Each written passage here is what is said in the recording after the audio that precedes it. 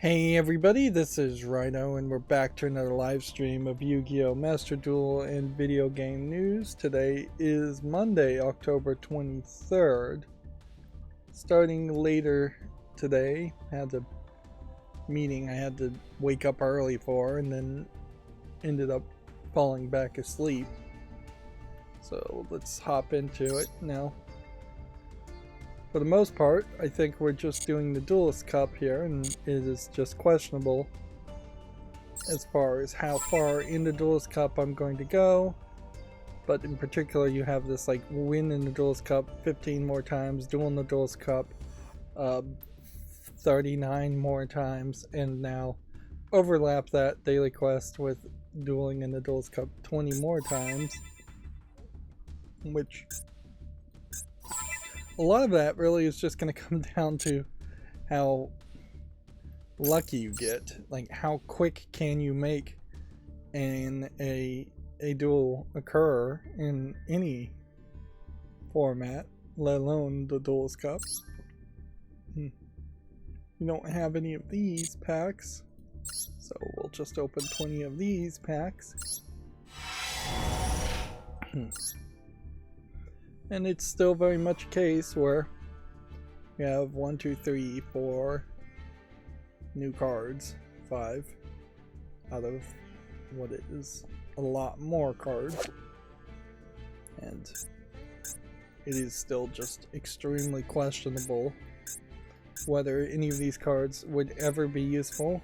Almost certainly they wouldn't be, and it's impossible to know if any of these cards would be useful. At a certain level, once Yu-Gi-Oh! Had the 10-year anniversary, now being 25 years old, there needed to be like a reboot in card style, or a reboot in art style in general. Something where at the very beginning of the views that you could tell very easily that our card was useful or not. And there's a little bit of that, like Fusion and XYZ cards are from a certain generation, so you kind of know if you're saying an XYZ card that it's not one of the original Yu-Gi-Oh cards, but that's kind of all you can tell. There almost needed to be a number and a season system. Meanwhile, yeah, I've not been spending any extra time playing Yu-Gi-Oh, so I want to get at least this 300. Ideally, I'd want to get to this point, and even all the way up to this point. Really don't care too much about getting a title, but then I also would like to get somewhat higher to platinum for that to really matter and do something. Like, I'd like to get the diamond, and it looked like for a second there would be enough time to get to diamond.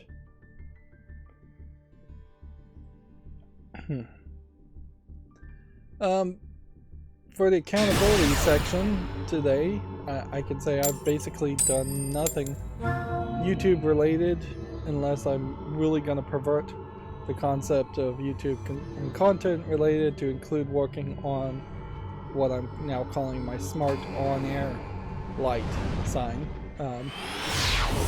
That would connect to OBS and light up when you're streaming or recording. I spent probably a day or two banging my head against the password encryption, which, yeah, it's definitely good that I got it to work, because it really is kind of crazy. Even though it's not a lot of security, it's kind of crazy to have a possibility where somebody could get on your local area network, your Wi-Fi, and then potentially without a password connect to OBS and start recording, start streaming, potentially even change where the streaming service is going. So yeah, it's kind of crazy to have that not password protected, even though I would say the password protection that OBS rolls its own security on is only slightly better than the lowest level of unencrypted password basic authentication equivalent.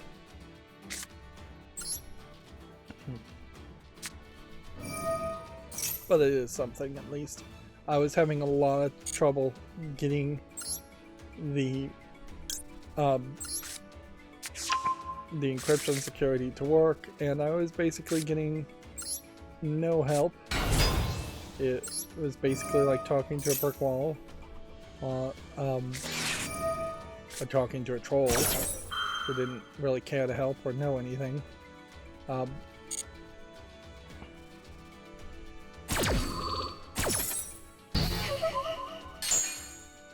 But yeah, I guess perhaps by talking to myself, talking to a brick wall, maybe that mentally somehow subconsciously prepared me for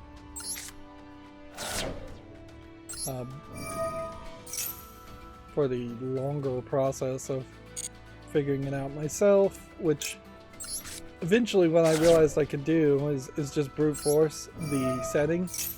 There was a computer function and it had a length setting, and I thought it was 64, and I just had it set the number 0 as being the length and then go in a loop and try 0, try 1, try 2. Eventually it worked on 32, although I still need a little bit of experimentation because it might be slightly variable. It might sometimes be 31, it might be sometimes 33. 32 sounds right, however, the whole time. Alright.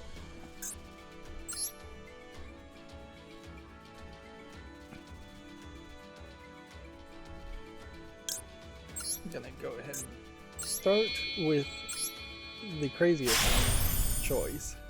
I'm gonna go out of order here a little bit. And I'm gonna take this.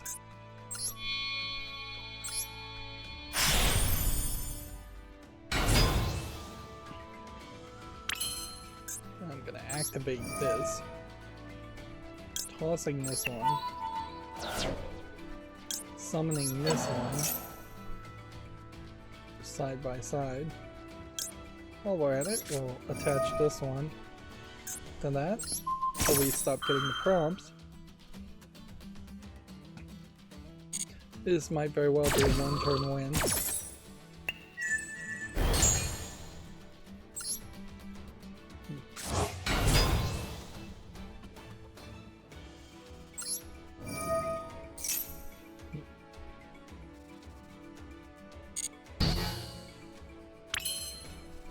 Let's see.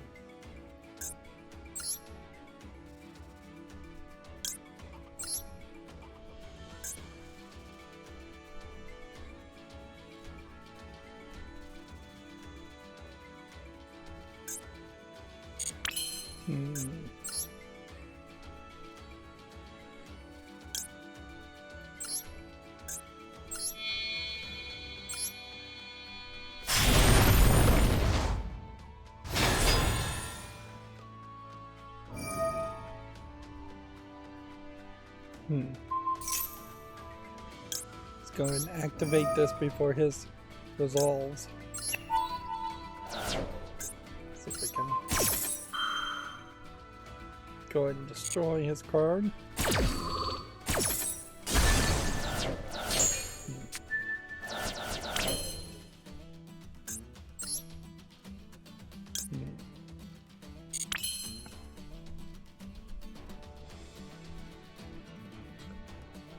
Okay, so what do I want to do now? Activate this possibly and go through here.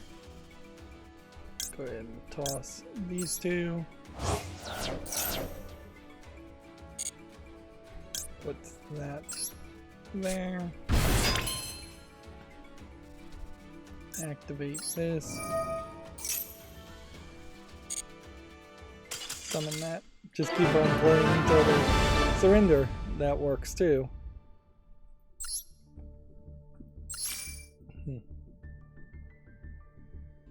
Even at that, that's still a fairly long experience.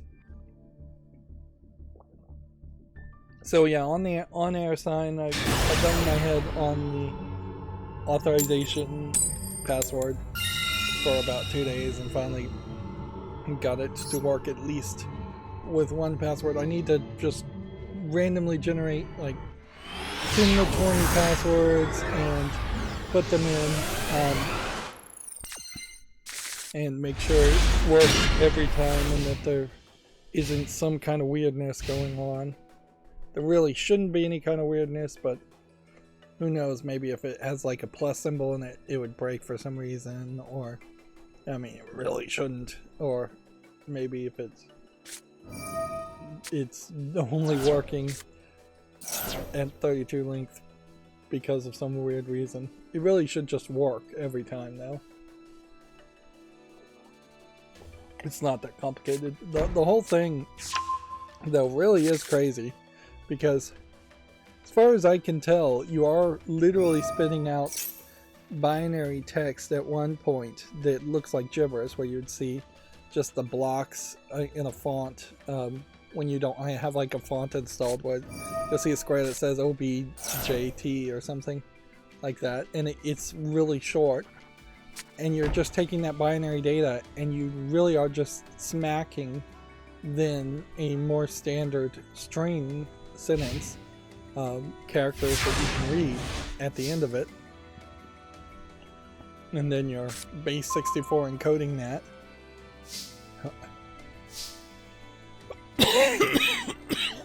Which, that's just weird to not have some kind of consistent type added together.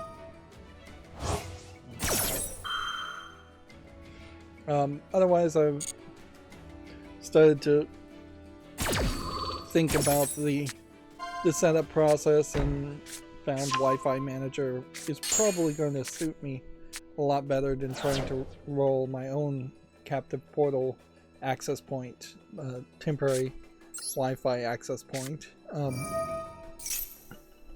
because captive portal has the ability to just customize itself and ask some extra things. Now, what's annoying here on Wi-Fi is that for that initial setup, for the idea of just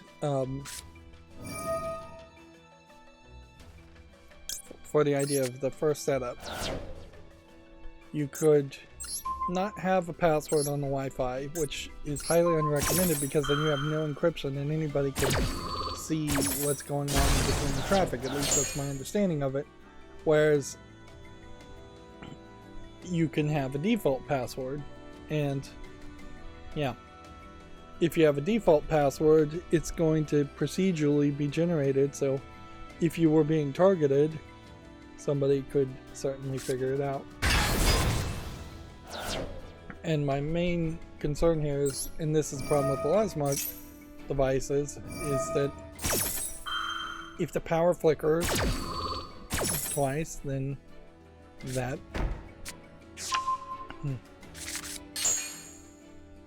is a way in which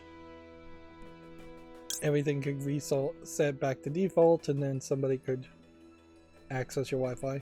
It is perhaps a little too paranoid, or just a scenario that really can't be dealt with anyways, in that,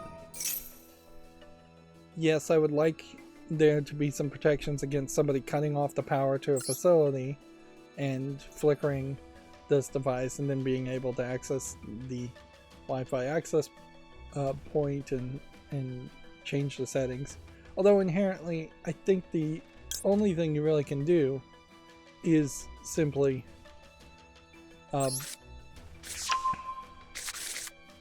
admit that if that scenario happens and it's reset, that you just have to purge all settings and say, okay, you've won in that scenario, but you're not getting anything for it. We're not going to give you passwords or anything like that. And I think that is basically the best solution there, is to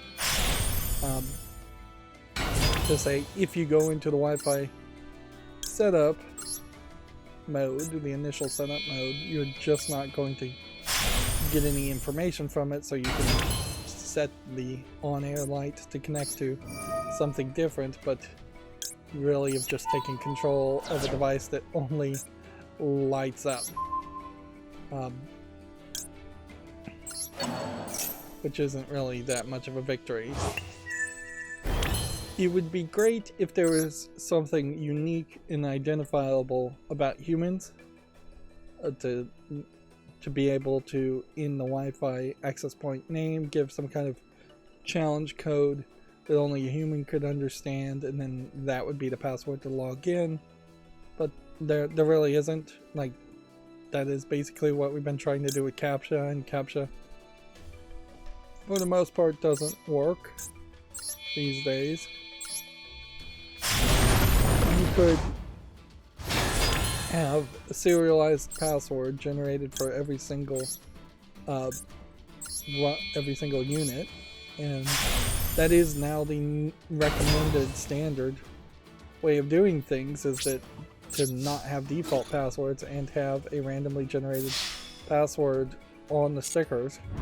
But there's not an easy way to implement that. Plus that just means a sticker that have to be printed. Yeah.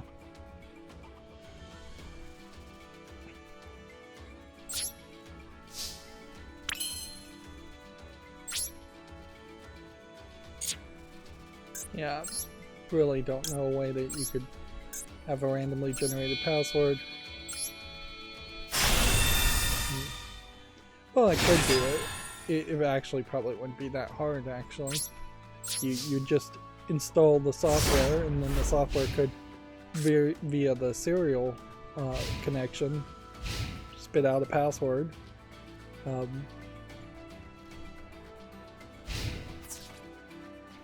And then you could just copy and paste that password, and then that would be that. But honestly, that's probably too much. Whoops. It's probably too much security for what this device is. So just like a default password's fine. It's pretty much the same. And while there is a provisioning option with ESP32s, I don't think the 32 series, which is now pretty much close to being completely gone, have any kind of like default setup. So it's not like I can just plug the chip in and it will automatically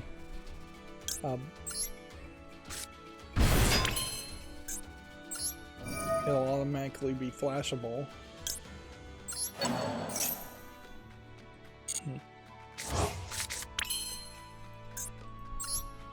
Which there's kind of a shame in that. But the S3s might actually be set up that way.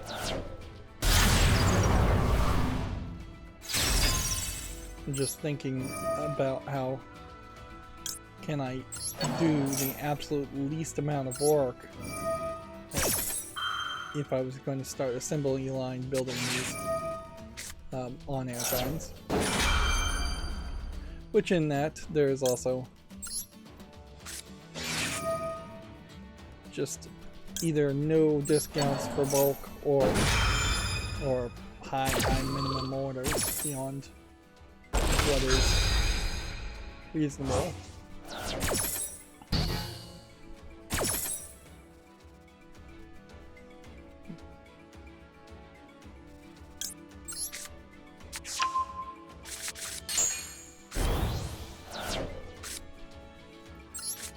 See if we can win here.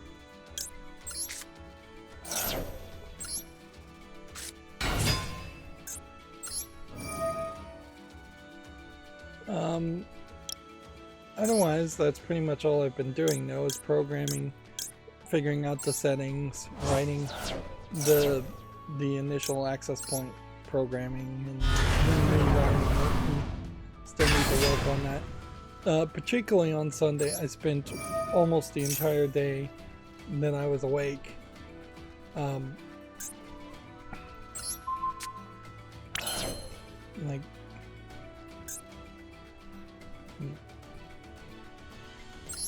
yeah, I spent almost the entire day that I was awake playing Memento Mori on my phone, spending a lot of effort on that. And just playing on my phone in general when I wasn't programming. Meanwhile, this is all just causing the same old problem when I'm not making any footage, and that's really annoying. Speaking of annoying, I have another false start, having just reawoken after waking up too early this morning. So yeah, I'm gonna pause the recording and run to the bathroom, and I'll be back in like 20 minutes. Okay, I'm back. Sorry about that. IBS sucks. What can you say? Back to actually playing. Yeah, as I was thinking about it during that whole bathroom break, yeah, I can certainly, for better security on my smart monitor sign, the first time it runs, have it randomly generate a password for the temporary setup password, and then spit out some text saying, here's the password, and don't lose this because there's no way to really get it back, because it will just be a randomly generated password per device. Yeah. And then in the case of it just being factory reset, it would at that point probably want to delete everything as far as its own little small internal file system anyways, so at that point it would spit out a different password. What I need to do is figure out a better pattern to factory reset. Something more than holding down the power for a very long amount of time, which I don't think it can actually read if you hold down the power or the reset pin. There's like no reset pin. And on that there's two aspects. There could be two pins potentially that you would have to short internally. Just connect a like paperclip or something to two pins, or some kind of complicated, difficult to replicate power system. And ideally, I'd like it to be a complicated, difficult to replicate power system, but playing with the switch. For instance, on the outside of the sign, instead of having to take apart the sign and touch pins internally. Although there is, I think, perhaps some extra value in saying, hey, if you actually want to factory reset this, you have to unscrew the whole thing and work off of that system.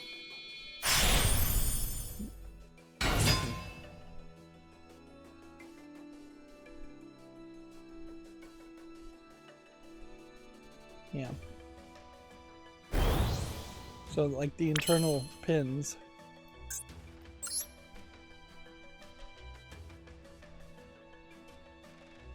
might very well be the smart move.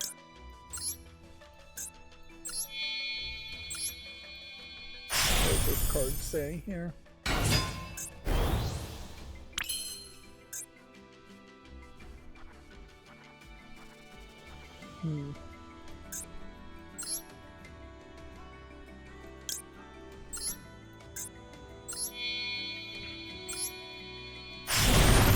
The funny thing here is I'm thinking about programming, and that's just 100% where my mind is, unless I'm playing on my phone,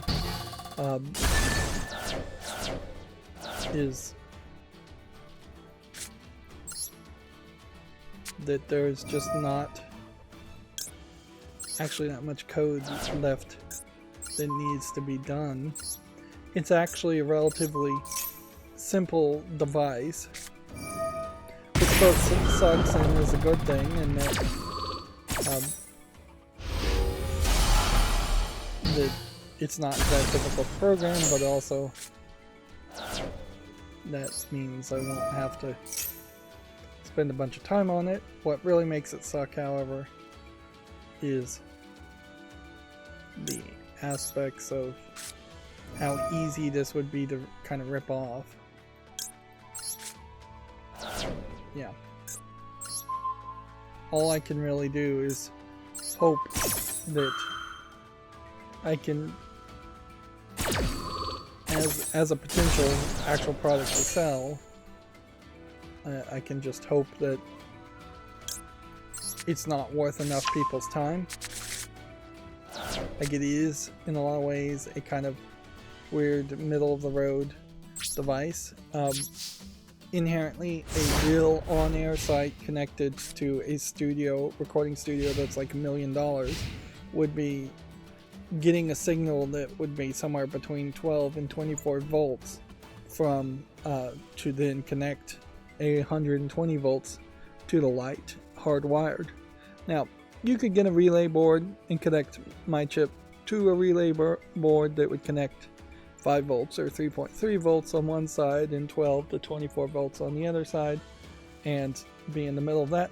That being said, in those $1 million recording studio facilities, what's turning on the on-air light is usually the tens, if not hundreds of thousands of dollars soundboard, which is not sending out any kind of information anyways.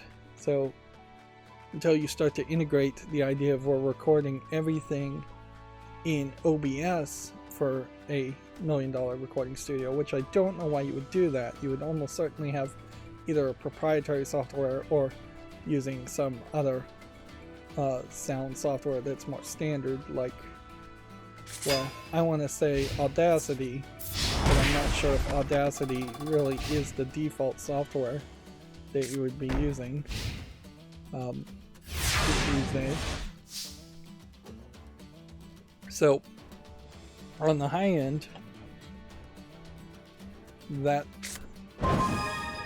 audience is already being served, and then on the super low end, the on-air sign that just turns on via a switchable remote outlet, or just somebody walking up and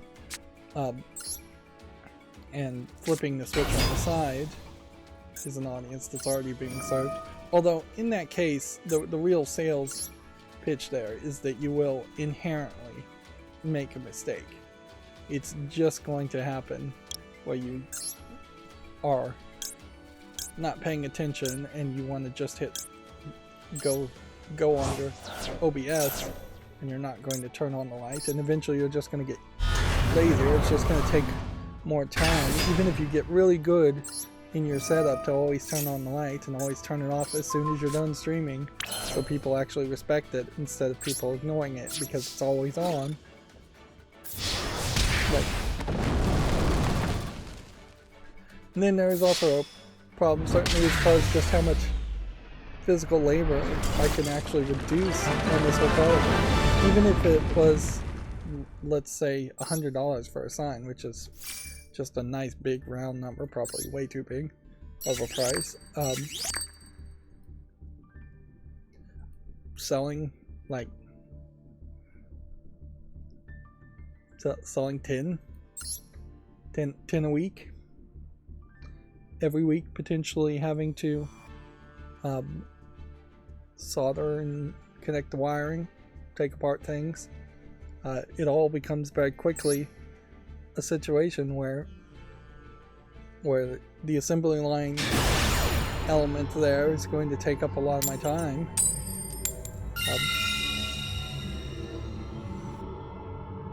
Yeah, 10 a week at $100, which is probably double that, is reasonable if you're averaging 10 a week.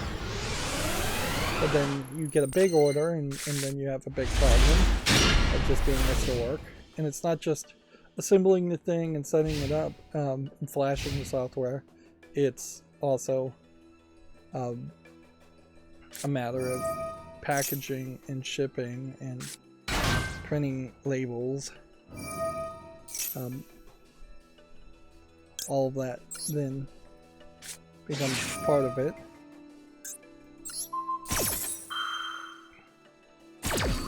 And so I can very easily become a victim of success in which I'm making way too little money for the amount of time and effort it's taking from me. And that is part of the problem, certainly when you have cheap labor where somebody's getting paid pennies an hour or $1 an hour compared to the expense that anybody in the United States has to pay and be paid.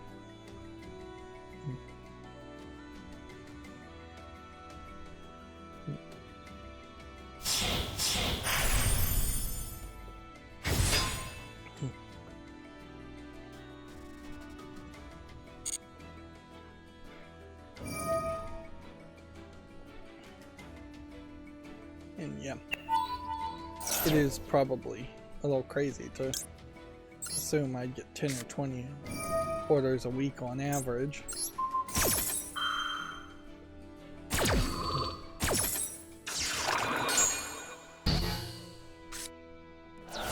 Although there is certainly an argument to it that it might work, because I could certainly see if schools, colleges, high schools, all of a sudden embrace the idea that teachers would be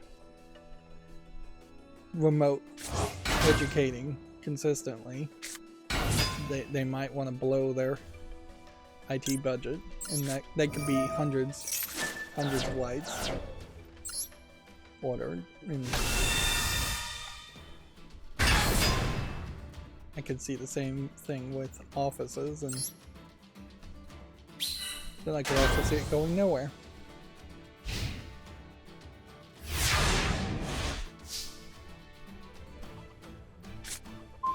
And I almost certainly would think that there's a saturation point, and I don't really see a phase 2.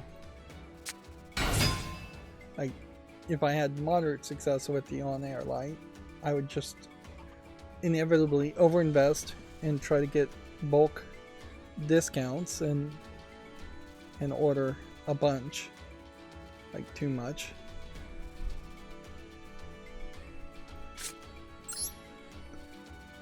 And yeah, I don't know what the next product could be or would be, or even what the second generation of this product would be, other than just reducing the cost.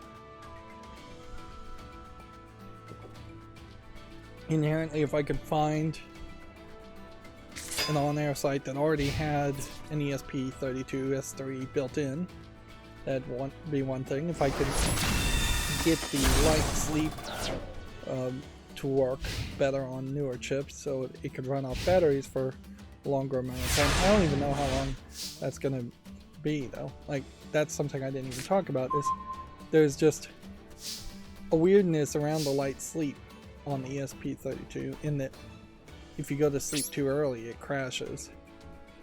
So it needs like 4, I don't think it's seconds, I think it's probably 4,000ths of a seconds of a delay in between each sleep call. So if it wakes up, gets a signal, and then it needs to go back to sleep, otherwise it will crash. And that's the kind of delay that really should just be built into the system, instead of me having to figure that out and brute force test it. And there is certainly a danger that might be different for different chips, that there's just not that much consistency.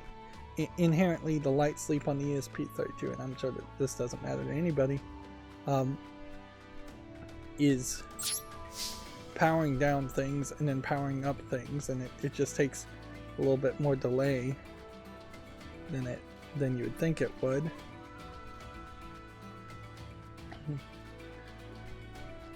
But yeah, I've already got that set up as well as I think I can get it. So the main thing I'm still haven't worked on, outside of the initial setup Wi-Fi stuff, is like the initial command after you've put in the password and logged into OBS, as far as just making that first connection and saying, hey, are you streaming or recording right now? Let me know what the status here is, so I don't get it wrong, instead of it only lighting up when there's a change, because right now it only gets a signal when there's a change, which in most cases you could easily overlook that scenario and think that you'd already accounted for every scenario.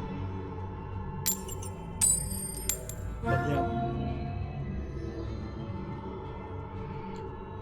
that's definitely where my head's been at. I could talk about Star Trek Lower Decks. I think I'm very, very close to the end of the Lower Decks. Very, very close. Dude, it really has only been maybe 4 or 5 months since I started playing that game. And I just don't know what happens, if anything, once I hit the top level. Am I just going to sit there gathering kind of useless resources for no real reason?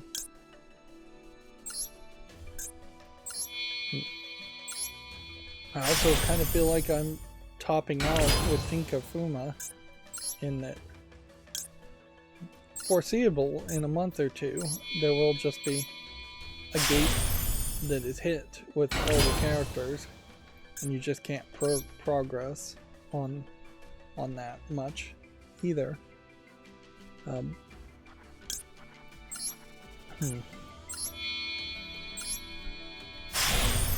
we're already hitting gating systems where it's like every couple of days now I'm hitting a gating system or having to spend way too much energy trying to luck out to get past the gating system in Memento Mori. And then Seven Mortal Sins is just exhausting. Like, Seven Mortal Sins in particular, I need to just do the main story and see if I want to continue with it, because it is crazy how many times in a 24-hour period it will reset the daily quest.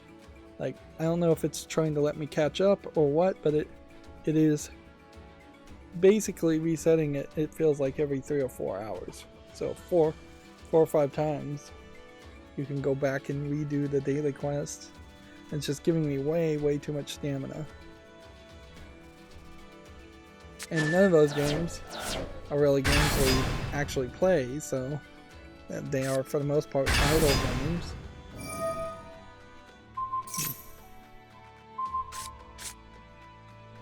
That was an interesting trick.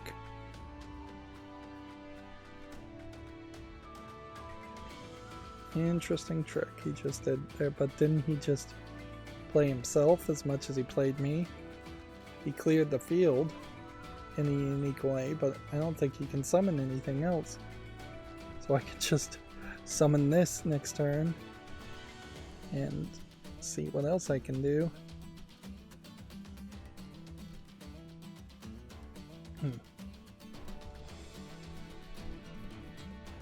Well, I'm in danger of just talking about computer programming in this on-air side project for way too long. So let's go ahead and just start going through the video game news. Some of this video game news may be delayed until Wednesday, in the sense that I ran this macro, then I fell asleep for a couple hours. Apparently PlayStation has laid off staff at its visual arts studio developer. Layoffs have hit the support developer that has been adding some of PlayStation's biggest franchises since 2007. Yep. Which you know, Jim Ryan is leaving, so I guess now would be the time to lay off a bunch of people, so that you can effectively let the new guy come in with a cleaner slate.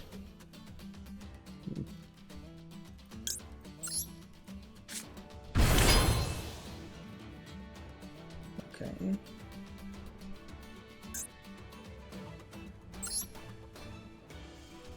So let's see if this works the way I'm hoping it works.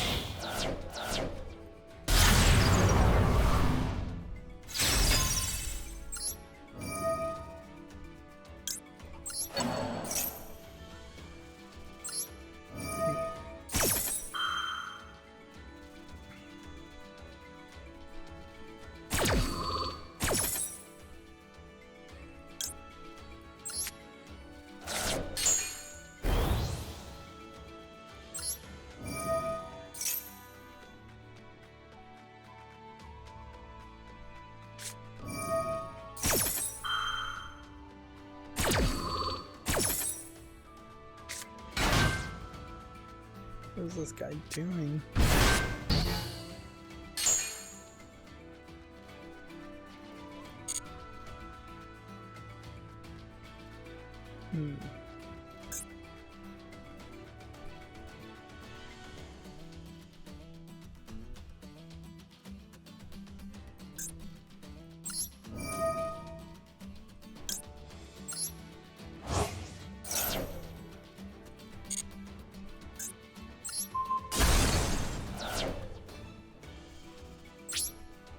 Well, I guess he won for one of them.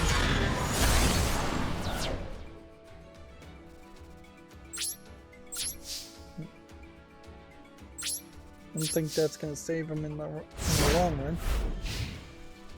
So we have a Video Games Chronicle article. Spider-Man 2 is out, and Insomniac has found some mistakes. Although inherently this, I think, highlights... do we want to use the phrase white privilege, or does it highlight perhaps the armchair activism that a bunch of SJWs tend to have? And I assume Insomniac has several SJWs in their employ, in that they have put a Cuban flag in his house of Miles Morales, even though he's Puerto Rican, which I'm not even sure Puerto Rico has a territory flag. It probably would just be the United States flag, since Puerto Ricans are United States citizens and territory of the United States. But I wouldn't be surprised if Puerto Rico does have what is the equivalent of a state flag or something like that.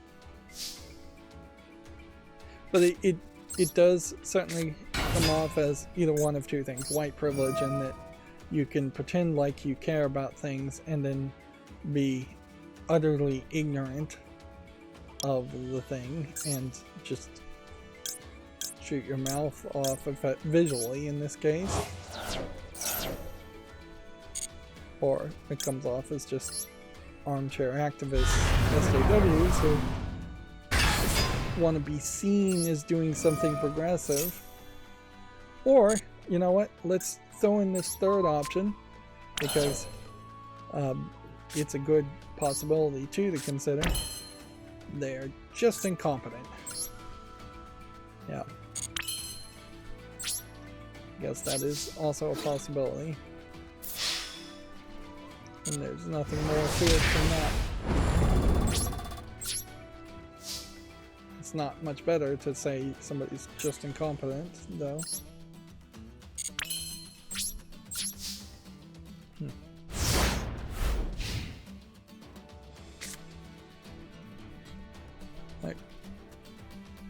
The bigger level of incompetence here is this Gematsu article saying that some translators have been omitted from Spider-Man 2's credits, which were increasingly seeing people being held to task on this aspect, when I think it has been pretty much industry standard from the beginning to steal credit and not give credit in video games. Like Atari originally didn't even give any of its programmers any credit or have credits. The very first Easter egg is literally a programmer hiding his own information and crediting himself in the game.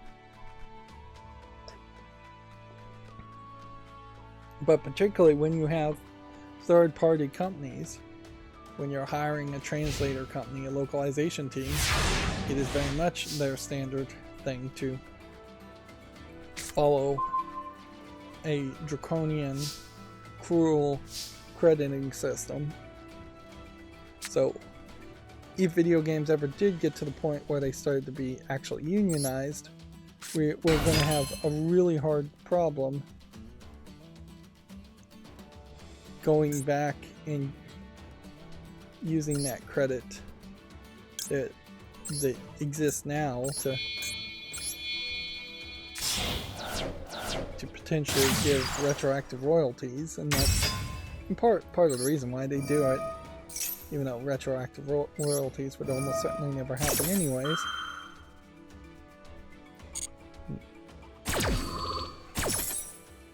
But it is certainly nice to see that gamers are not tolerating that in day one.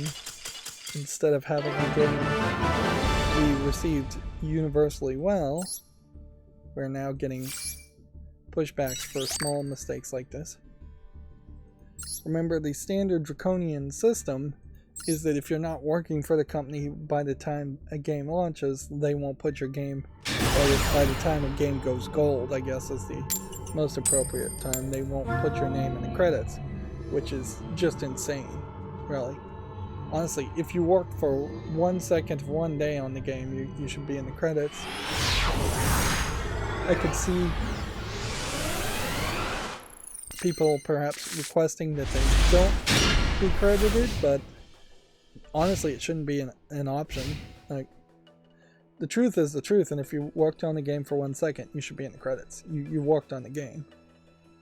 Just let the credits bloat. Gamers already think credits are bloated, and making them bigger isn't really going to change anything there. Most gamers don't even make it to the credits or skip through them anyways. Video Games Chronicle also has an article. Microsoft is going to stream an Xbox partner preview event this week. The new format show will focus on third-party games and upcoming Game Pass titles. And once again, we are getting confirmation that we are going back to the green Xbox logo. So it's like there was this internal fight between, I guess, Major Nelson and the people who stayed behind after Major Nelson left, as far as whether the Xbox logo should be the black and white. Honestly, I think the black and white looks better, but I can certainly see how that green and that shade of green is the iconic color that you would expect from Xbox. And so once they had started that color palette from the very first game console, the very first Xbox, they painted themselves into a corner. And going back is weird too. It's really more of the era of the Xbox 360 that they want to evoke anyways, not the nostalgia potentially for the original Xbox.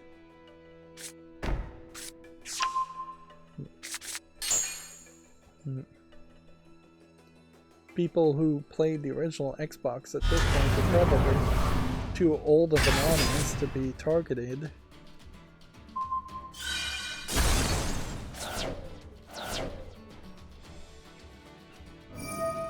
But it is definitely a sign of a new era. And they had the big green Xbox circle on that half dome that they just built in Las Vegas. And then they had also a PlayStation advertisement show up on the half dome. So it is very much becoming a situation where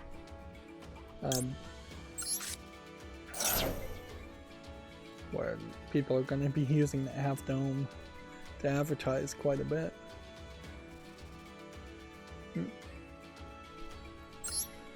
That half dome idea in Vegas as a concept is getting a lot of hype, and yeah, at some point, if you could get the cost down on it, which is a big if, I could see building one of those in multiple large cities, even medium-sized cities. You could get smaller seating, smaller versions.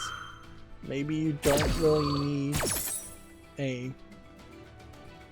the screens on the outside. I wouldn't be surprised if a lot of cities say, no, we're not going to let you ruin our skyline by having a giant light up screen, half dome.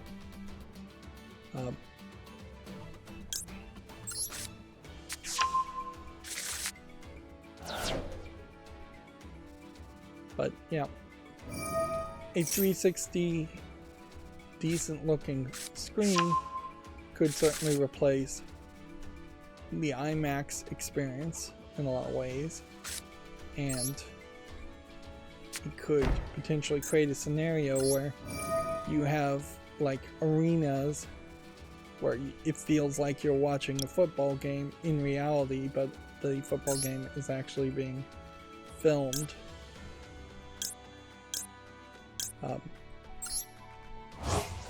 Somewhere else. That'd be weird on how you would divvy up the ticket sales there. But I could see whatever small amount of remaining fans there are that still like to go to football games and be part of a crowd going to a half dome and watching a football game on a giant screen, particularly like the Super Bowl.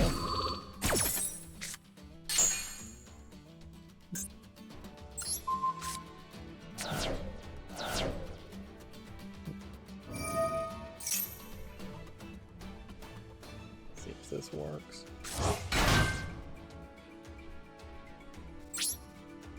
Not as well as I had hoped.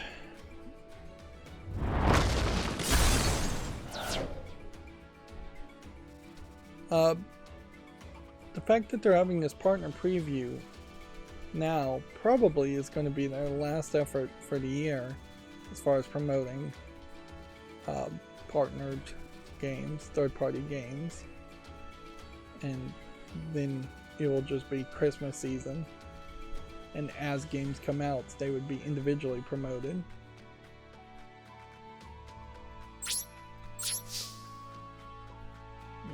Can't really do anything here.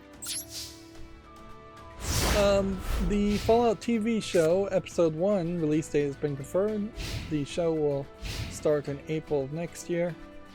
This is an Amazon Prime thing, which inherently, I think Amazon Prime really has found this weird niche in that they are targeting fans of The Boys and fans of The Boys spin-off Gen V as their main audience, and at a certain level that kind of makes sense, where you can have a lot of nudity and blood and guts and violence, and not be beholden to any real standards, boards or limitations there, and try to out HBO, and that's, I think, in part what they're also trying to do with Fallout, is that they're trying to have good original content, but I don't think they're particularly that consistent, or that they've thought the whole thing out particularly well.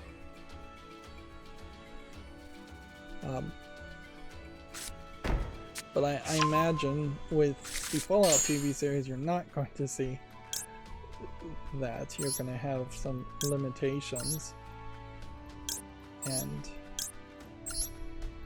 with the limitations of Bethesda and Microsoft, you're going to have an attempt at being like the Last of Us TV show, except for being set in the Fallout universe, which is sillier and more campy, not nowhere serious. We saw a small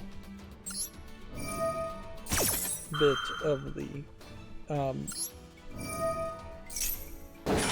outdoor stage that they were shooting on the set on the Fallout TV series a long time ago. It feels like 6 months plus ago. But it really didn't show us anything. It showed us a car and a forest and things like that. And so I wouldn't be surprised if there's either a toning down in general of what the Fallout TV series is compared to the games, but trying to make it more serious, or if there's just a lot of CGI or after post-production work of some sort done to it.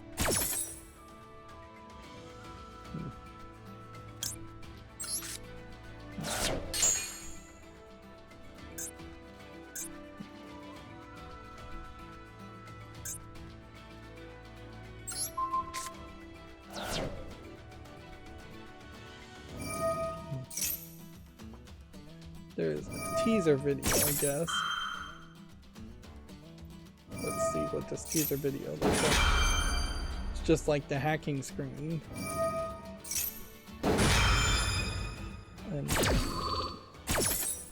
of the Pip-Boy.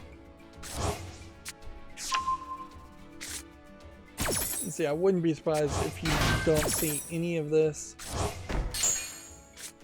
and like interacting with the Pip-Boy in the TV series.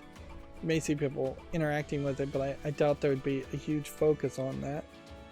You could potentially have it at the credits, at the beginning or the end.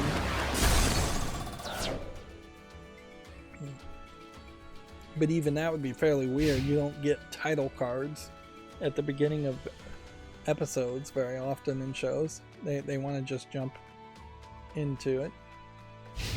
Meanwhile, if you think about the Bethesda properties, it's not like Starfield knocked people's socks off. If anything, I would say it is now pretty much just considered, at best, acceptable. At worst, not really that good as a game. So I don't think that there's a lot of people chomping at the bit for a Fallout TV series. I don't think there ever would have been and never was. I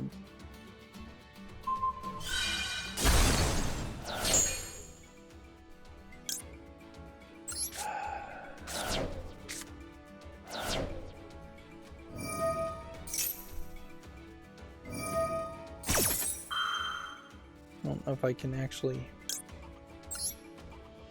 do anything to stop what's happening here.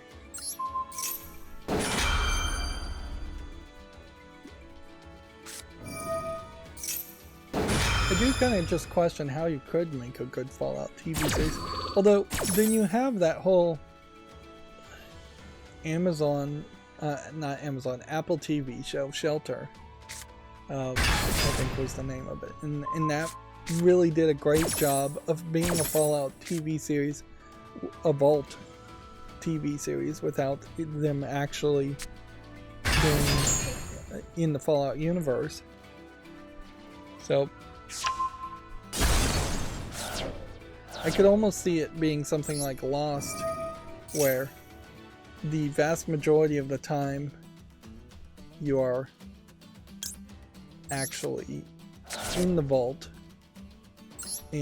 or you have a lot of flashbacks in the vault, and then there are flash forwards when you're outside of the vault. That certainly can make some sense too.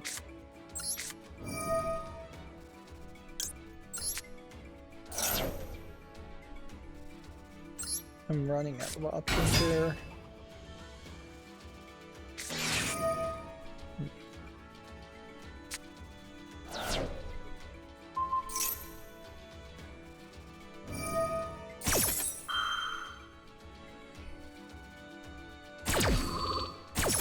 Here's an interesting gimmick promotion that almost certainly will backfire, Blizzard apparently is giving away a Diablo-themed PC that's liquid-cooled with real human blood. First of all, this won't work.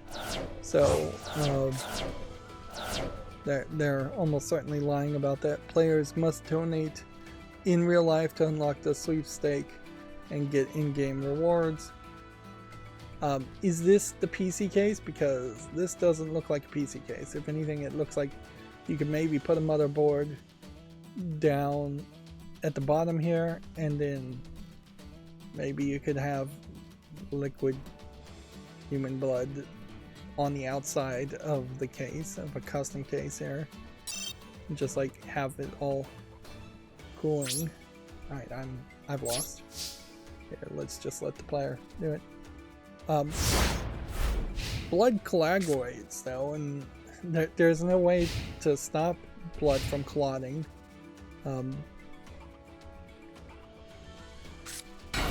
And it really is just a bunch of gimmicks, and if anything, they're giving away horse armor and items just to once again highlight the problems with Diablo 4 in the first place. Notice now things on Twitter have this watch on X button as they're not embedded. Which in all fairness, there should have been a button there. So if this really is the way the PC case is supposed to look, it's just not sanitary. You can't sell a biohazard product like that.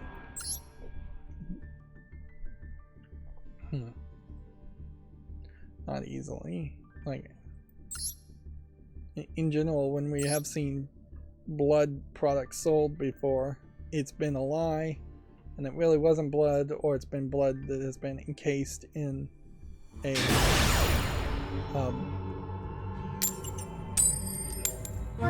it's been blood encased in a solid containing crystal or something like that.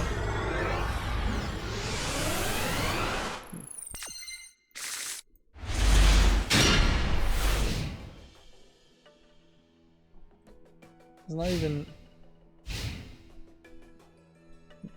I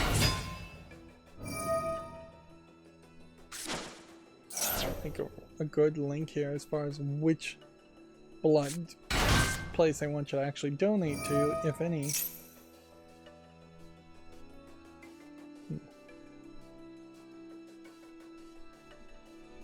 Okay, so when you go to their page, it seems like there's an overall blood donation thing. So they're asking people in general to donate to it. So basically this is just a fountain of some point. And maybe there is a case computer in there. Yeah. So here's what the computer, I guess, is supposed to look like, and it just looks like a standard computer. Yeah. You just can't put blood in there. Blood has iron in it too. So there's a whole issue there.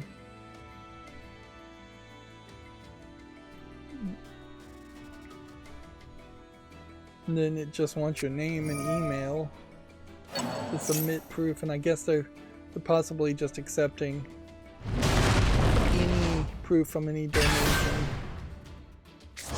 Yeah, it says, do I need to donate at a specific clinic? Donors are free to donate wherever it's convenient. A clinic of their choice in the United States. Pretty much in the United States though, anywhere you donate blood though, at any clinic, that blood, if there is extra, gets sold between clinics. And so you're getting, in almost every scenario, no money whatsoever if you sell your blood, donate your blood. And then the clinic is making secret profits they don't want you to know about behind your back off of your literal blood, potentially some sweat and tears also. And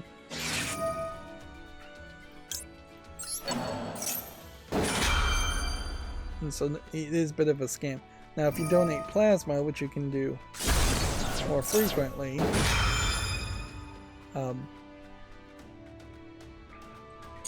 They sometimes will pay you a small pittance for that. And noticeably, they just did an experiment where a recipient of a pig's heart, a person needed a new heart, they did an experiment by saying, hey, can we just put a pig's heart in a human? He's been alive for a month now, so at the very least we have one example, one experimental example of not potentially needing heart from other humans, which they're always short of. And there was a synthetic blood. I wonder what happened to that. They were talking about that 4 or 5 years ago. That would effectively eliminate the need for human blood in any ways.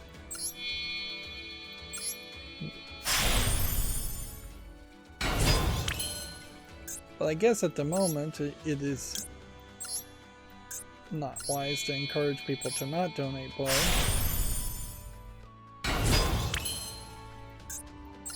But this is certainly getting to be a little crass, in my opinion, as far as just the way of advertising your product, your video game. Let's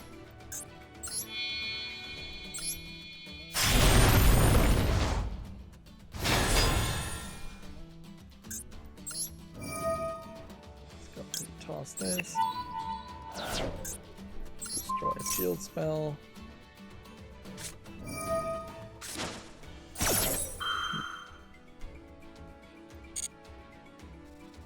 See what happens.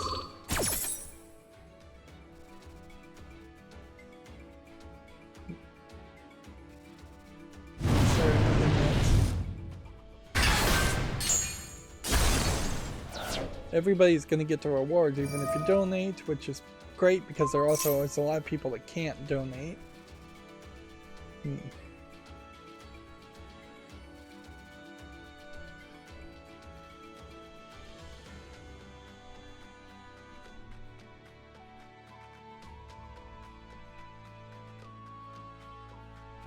Infused with real blood.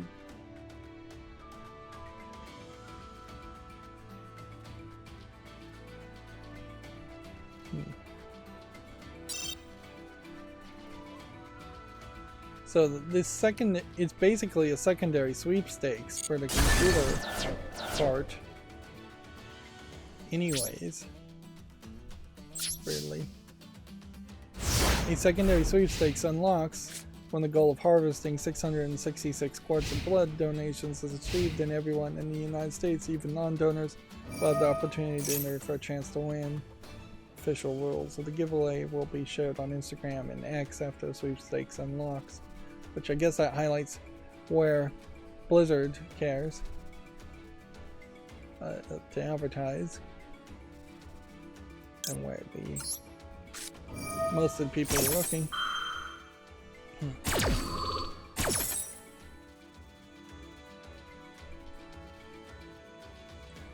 Yeah, the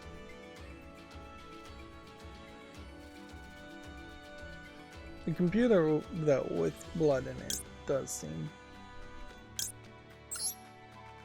very unbelievable. I could see there being a drop of blood somewhere in the computer, in the liquid cooling compartment even, isolated from everything else.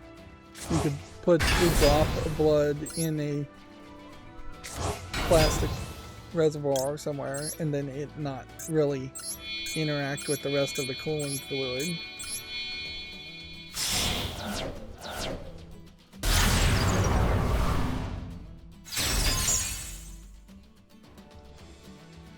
Yes, when they draw blood, there's kind of an anticoagulant in the bases of a lot of those blood draw tubes, but I don't think that lasts forever.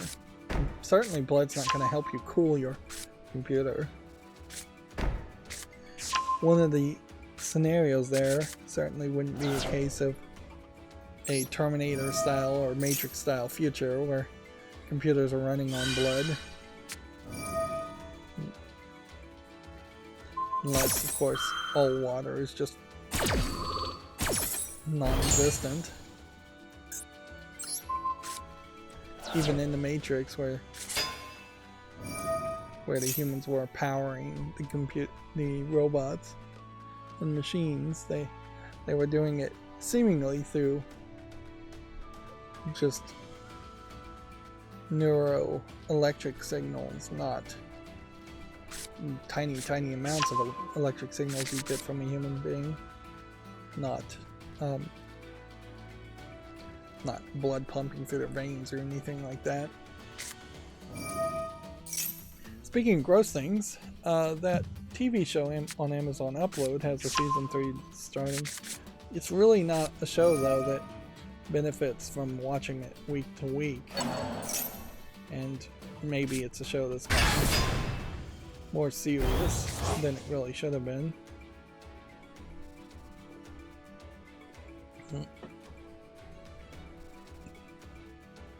And maybe a little bit preachy or too on the nose as far as its subtle jabs at horrible corporations that really exist in the real world, taking over the world.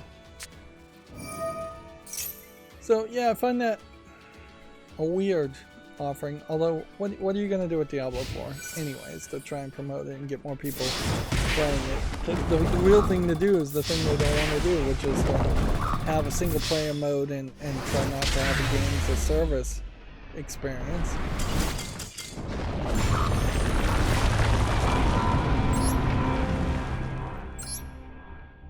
I feel like a blood fountain with a computer at the base of the blood fountain is a much more interesting computer case anyways, instead of just your standard square box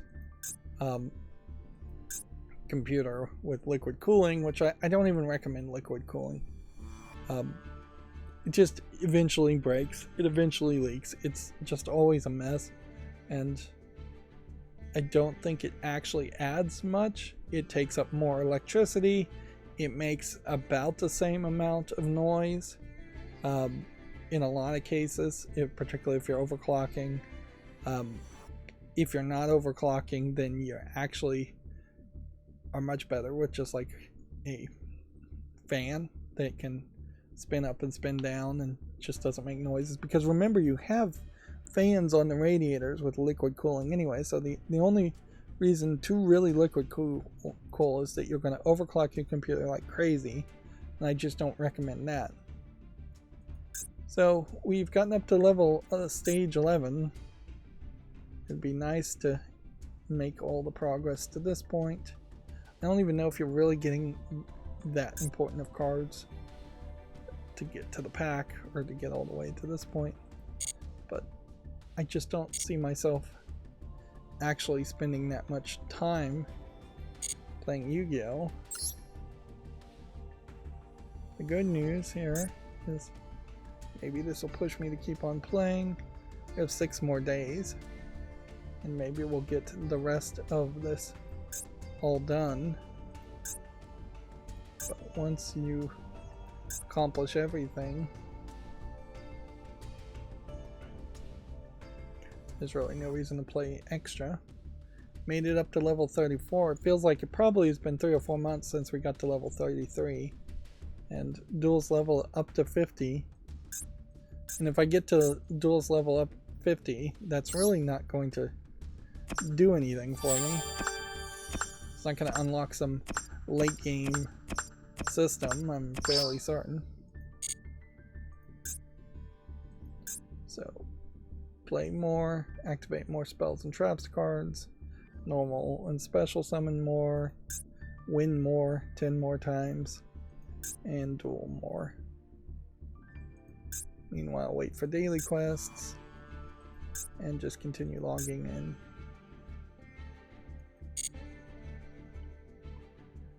The Godot Engine's Twitter tweeted out that Godot Engine 4.2 comes with care for them, with particle effects being a focus.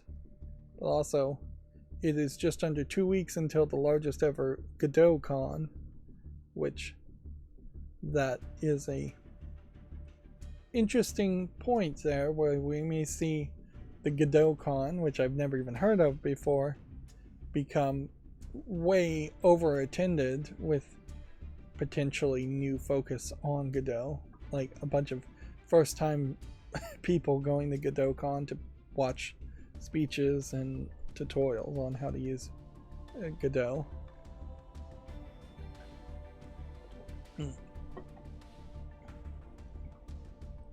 Particles as a concept in depicting something visual is an interesting thought, because in my mind a particle really is just a sprite. It's just an object. The difference there is they've just created a mental class, a mental category of particles to say, hey, when I blow something up, I want to see some explosion particles go around it, but I don't particularly care if any individual particle is depicted, whereas in almost every other case you do care that individual particles or objects would be depicted.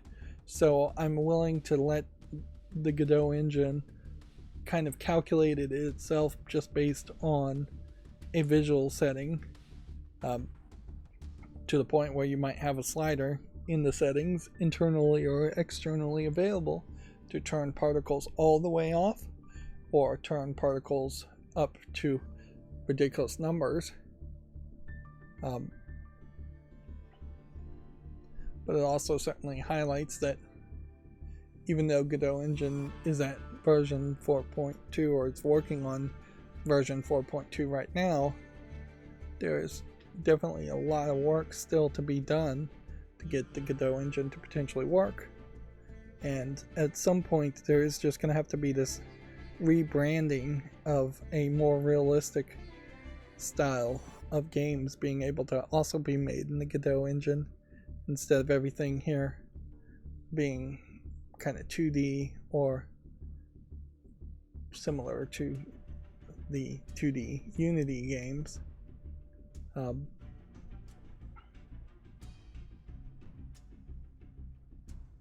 Like so far, last time I scrolled down Godot Engine's Twitter, there was just a lot of pictures of what looked like Unity style games, 2D games, mobile games, not hyper-realistic Unreal Engines looking games.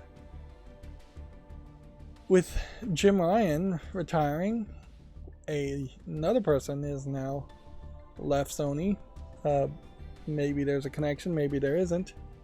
But a longtime PlayStation producer, Connie Booth, has reportedly left Sony. This is on top of the layoffs we already talked about earlier in the stream. So, yeah, I don't know if Jim Ryan is just clearing house.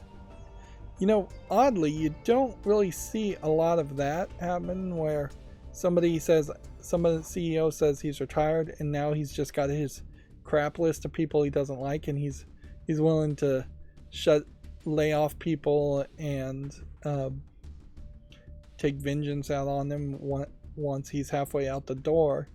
I guess inherently that doesn't make a lot of sense, because if somebody stepped down like Jim Ryan and he fired a bunch of people that he didn't like, well, the new person could come in and undo everything the previous person did, the new CEO, whoever that would, and they could hire people back, and then certainly that would just undermine Jim Ryan's effort. And it really just does come off as just being kind of petty if you were to do that.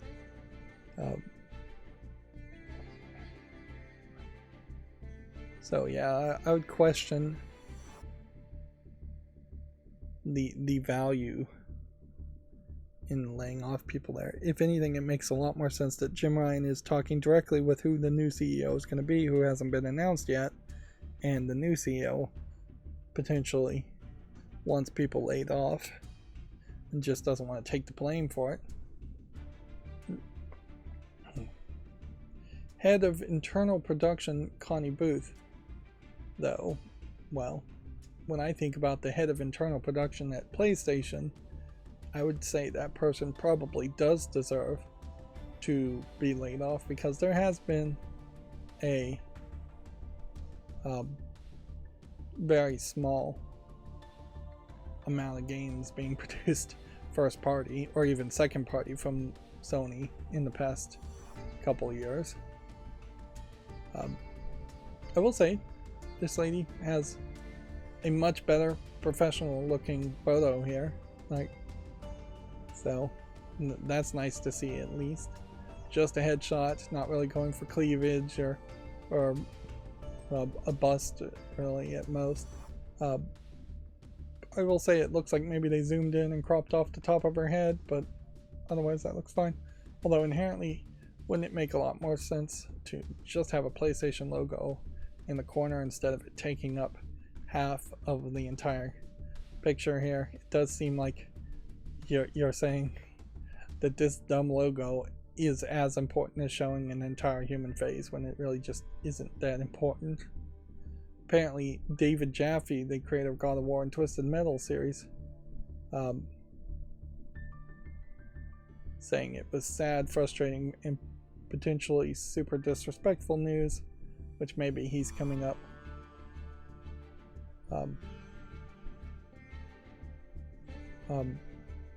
with a hot take, I guess, on this. The Sony they've all come up with is mostly dead, which, yeah. The Sony of the PlayStation 1 era and PlayStation 2 era is almost certainly dead, and has been in even starting with the beginning of Jim Ryan being in charge. But that's, if anything, gives me a small bit of hope that there might be a new PlayStation that does it better and that replaces them. Of course, that easily could not happen as much as it could happen. And I wouldn't be surprised if it's Jim Ryan's fault that Connie Booth here, as the head of internal production, wasn't releasing or making as many games as I feel like they should be. Of course, at a certain point, if your boss is stopping you from excelling and showing off your skills, then the sad truth in capitalism is that you kind of need to quit or find a different job.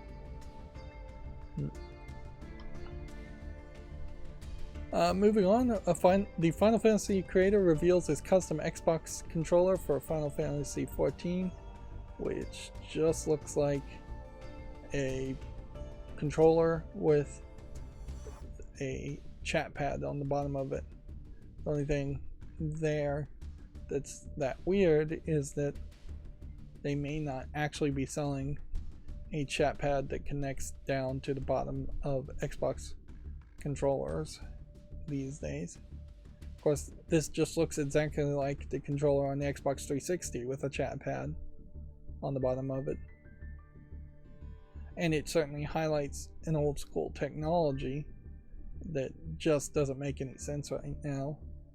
It is very, very ridiculous to have individual tactile buttons, even though people might want that to chat in a very few scenarios while online gaming, when it would make a lot more sense to have voice chat, which is what they would promote, or even text to speech and just having a microphone built into the controller, which that is totally something that should be in every new controller design that's made, is just throw in a controller with a microphone built into it, have text to speech as an option, or just have voice chat as an option. Don't have a touchpad. The only thing that would make a chat pad make sense is if it was just a full-on touchscreen, and even at that, if you had a full-on touchscreen at the bottom, you're going to see 95% of all games barely use the touchscreen or not use the touchscreen at all. And that's something we've seen with the Steam Deck too, is that even though the Steam Deck is fairly popular, we've yet to see a single game say, hey, we've added this extra feature that would work for the Steam Deck and only Steam Deck. The MMO for Final Fantasy XIV, which is, it's important to focus on who we're talking about here. They were calling him Final Fantasy creators, and we're talking about Final Fantasy XIV, the MMO, not Final Fantasy XVI.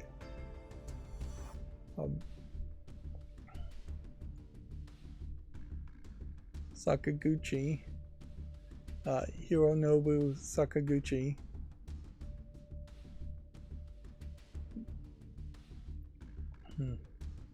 Sakaguchi was very proud of his controller he created. He said he removed the keys and only kept the ones that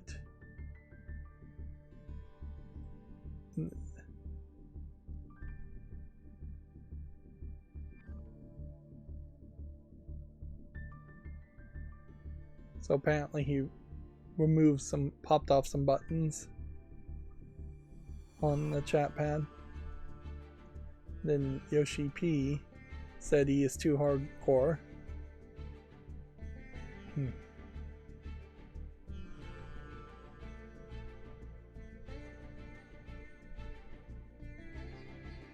Yeah, so he removed the keyboard buttons he didn't need, apart from a few buttons he uses for 3 commands. So he really did a very slight mod here. But if anything, that does highlight that there is potentially a need for at least 3 more buttons, according to the creator of Final Fantasy XIV, or Final Fantasy series. And I do think that there is a need for probably a few more buttons, although honestly weapon select scroll wheels still make a lot more sense to me than anything else. We are constantly running into the problem of there just being increasing skills and weapons being added to games and no way to get through those menus quickly or easily.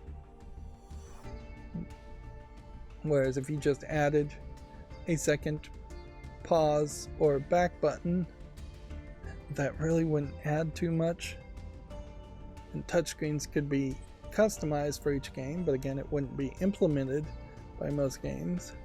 So I don't think that adds that much either.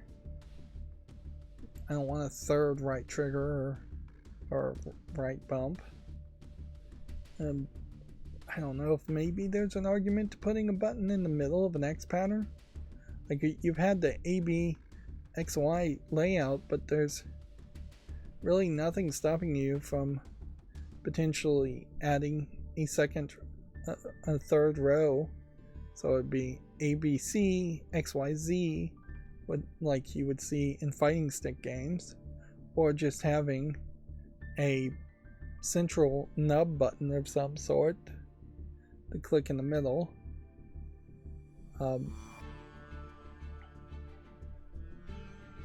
8-way directional gamepads instead of 4-way directional gamepads don't really sound that appealing.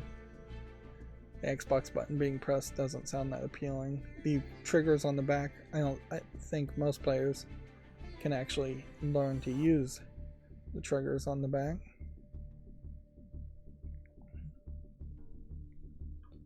Yep. In a lot of ways, it's questionable whether this is really Video Game Chronicles, whether this is really news at all, though. It's just a interview with a guy showing off his gadget he built and he's proud of, which, alright, fair enough, but he's really just modified a chat pad, and that's it. And even looking at it, like, we can only get so pixely here. It looks to me like the top part of it is still intact, so I wouldn't be surprised if he just removed like a rubber membrane at the bottom, or even removed just the copper contacts under it. in the end, him showing off his gadget doesn't in any way imply that it's going to be needed for Final Fantasy XIV on Xbox, or it would even be better if you had a chat pad to play Final Fantasy XIV on Xbox. Moving on, PlayStation Visual Arts appears to have suffered layoffs. Visual Arts has supported some of the PlayStation's biggest franchises. I feel like we already talked about that. See if we can get any hint as to what they really worked on, though. It's founded in 2007 with the goal of growing some of PlayStation's biggest franchises, and between 2007 and now, I think it did succeed in growing. I'm not sure that the Visual Arts Service Group did any of this, but PlayStation did succeed in growing a few franchises, although not really PlayStation's biggest franchises pre-2007. Like, we're not seeing a lot of Banjo-Kazooie games, or Spyro the Dragon, or anything like that. Weirdly, there really is just seemingly no credit at all here, as far as what they actually worked on. Maybe they worked on Last of Us Part 1, but that's about it. And then Video Games Chronicles is just listing at this point down to here every company that they had an article on that does layoffs, whereas the rest of the story is this part here. What was Gearbox? Apparently in 2 weeks a game day is happening for Extra Life on November 4th, when they're gonna stream to give away games and keys to raise money for Extra Life. So Extra Life is not particularly an event, it's a charity, and they're doing this game day, I think. And they're trying to get you to donate to a hospital, I assume, also in money or blood or both. Which maybe that is what's happening more here, is that a lot of these video game companies have figured out, hey, we don't want to get into should we be supporting Israel or Palestine in the Middle East conflicts, so let's instead just generally look like we're supporting people by asking people to donate blood, even though no blood donated in the United States would likely ever make it to Israel or Palestine. It's just not going to leave country borders like that. Although ironically, I guess the Navy people on the Navy ships in Israel could be ordered and forced to donate blood that would be given to Israelis. And yeah, when you're in the military basically owns your soul and body and blood, and you wouldn't get anything for that or be able to object in any way.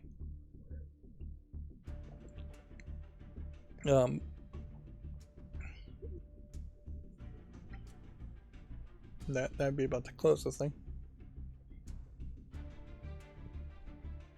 I saw a thing on Reddit, and this doesn't have anything to do with video games, that apparently there was a, for lack of a better term, pork barrel politics style vote in the UN that on the face of it, the title said, is food a basic human right? And it was just the United States and Israel who said no. But very quickly, the first comment says the reason why the United States voted no and everybody else voted yes is because it was enforcing agricultural changes and no pesticide changes that would make production worse, and it would make the United States pay for 60% of all the funding to give food to every other country, with the United States getting nothing of it. It would make a lot of agricultural advantages, instead of being copyrighted, public domain. So from a capitalist perspective, it was really screwing over the United States, with the United States getting no benefit from it at all.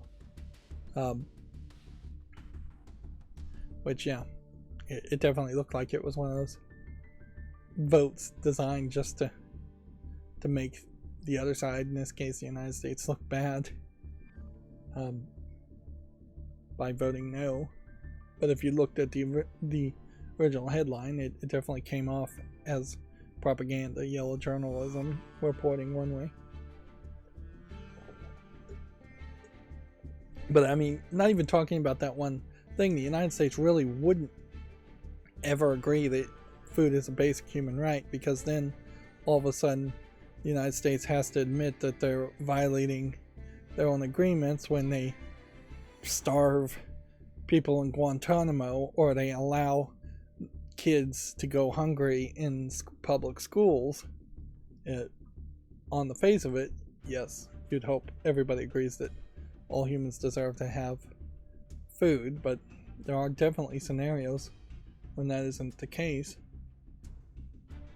And at a certain point, if the privatized prison system in the United States had to maintain any level of quality of food that they served, then they would be out a lot of profit that they're making right now. Or if even schools had to follow any real rules on how unhealthy, unnutritious, or unsanitary food is, that would hurt the late stage capitalism systems that already exist.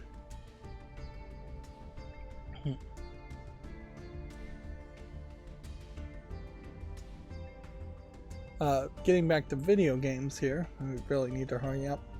Already started late. Connie booth here being shown again from this time GameDeveloper.com, and again looking fairly professional, although I will say that the sweater and the shirt and blouse, I'm not sure what the difference is between a shirt and a blouse really is. Is a shirt always buttoned and a blouse not? Or is a blouse flared at the bottom? Like, it's not as good as you could go. This is very much feels like it's a homebody look, where I could see potentially having some contrasting colors instead of just going black on the sweater. But it definitely is still miles ahead as far as professional dress compared to almost every other person I've seen.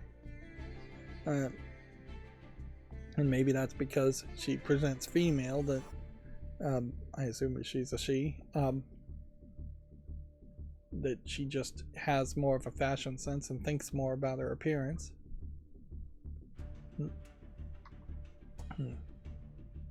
Then, yep,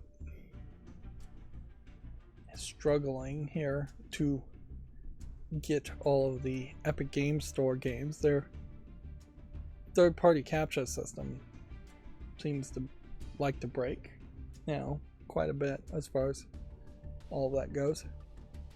I finally went in there and fixed it as far as the data points not having all the information, so I deleted a couple of dates worth of data, which really, in the two instances in which it was broken, the macro just didn't run fully, so it didn't have all the information for a lot of games.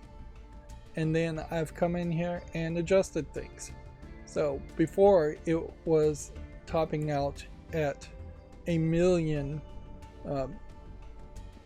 concurrent players, max players per day. Now I've topped it out at 500,000, which makes a lot more room. And then I bottomed out at 100,000. I could go probably a little lower, but it keeps things fairly equal and easy to realize. So what this inherently does is it puts Counter-Strike 2 and CSGO, same game, under different names, and Dota above now, where those games in general are just going to be at the top always, and it gives a lot more room. So now you see much more sharper depictions here. Still kind of at a logarithmic scale though. You can see that between 100,000 and 200,000, a lot more space is being taken up between versus 200,000 to 300,000 or 300,000 to 400,000 or 500,000 to 400,000. So it's stretching things out. Maybe I should turn off the logarithmic scaling and instead have it be equal scaling, so it would be more accurate. Because yeah, what this inherently is implying is that when Cyberpunk 2077 got its update and patch, it jumped up a lot higher than, say, this game did here, Baldur's Gate 3. But if you would actually subtract the numbers, yeah, basically 400,000 minus 250, so 150,000 in that time, where this is 170,000 minus 110,000, so 60 to go from here to here versus nearly 120 to go from here to here. And see, that's not accurate at all. But as far as trend lines go, this gives us more room by lowering the scale. Although it doesn't really show us too much, it's just that numbers drop seemingly on Mondays or over the weekends. We have a jump up from Baldur's Gate 3, people playing, whereas no real fall of anything, a little bit of fall of GTA. We still have a case here too where there's a lot of games that are barely on the board.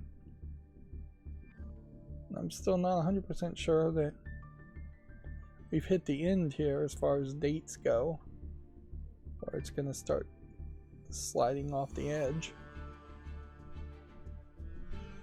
I've spent a lot of time on this chart system in this macro to build this chart, and then I've gotten very little trends other than when it's fairly obvious stuff like Cyberpunk 2077 here.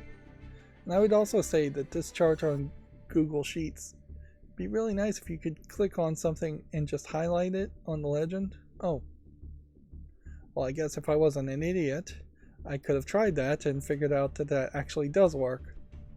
So if I wanted to highlight Cyberpunk 2077,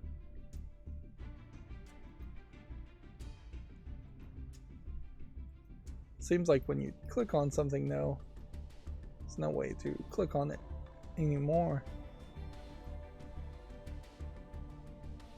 So I guess that does say that I could just click on all of this. Yeah, but there's not like a right click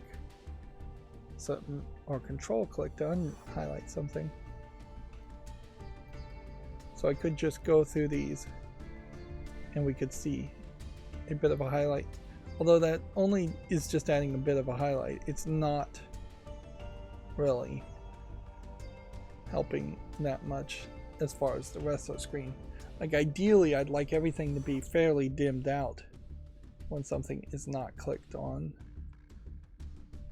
And I guess the question is, if I reload this page, I guess that resets everything.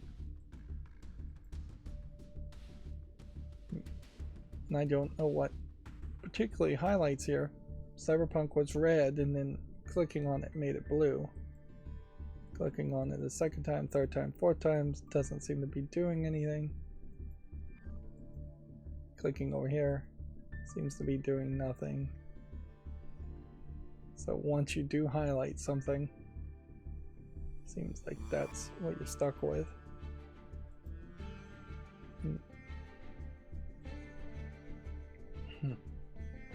I guess that is somewhat useful. Well, today I learned, I guess. It's helpful. Ideally, I think I've fixed the plugin, but we will see, I guess, fairly quickly if that becomes the truth or not. As far as it just opened a new tab and then it jumped me all the way to the end of the list. So today might be a mess again as far as trying to open tabs and make them work in the correct way. The Fallout 76 Fallout 4 Game of the Year. I may not own all the DLC for Fallout 4. See, in that time I opened a tab and it was right on the to the right of it, so maybe that already existed. Let's see, like Shadow of War Definitive Edition is in my library, so I would hope that means I have all the DLC. Kind of sucks though to potentially want to rebuy The Walking Dead a second or third time. No sales really going on right now though. I imagine we are just waiting till like Black Friday, so about a month. Yeah, Shadow of War Definitive Edition includes everything, so I do have that, so whenever I get around to playing Shadow of War, I'm ready to play it. That these two characters here don't really feel like they are even in the Tolkien universe, though. And then Game of the Year. Okay, yeah, I got all the DLC on that too, so I'm good to go on Fallout 4. Which, there definitely was a time when I wasn't good to go on Fallout 4. Somebody gifted me Fallout 4 very graciously, and I never having yet to get around to playing it. And then I had to buy the DLC myself, which is more than a fair deal, honestly. So, now weirdly here, something's gone wrong.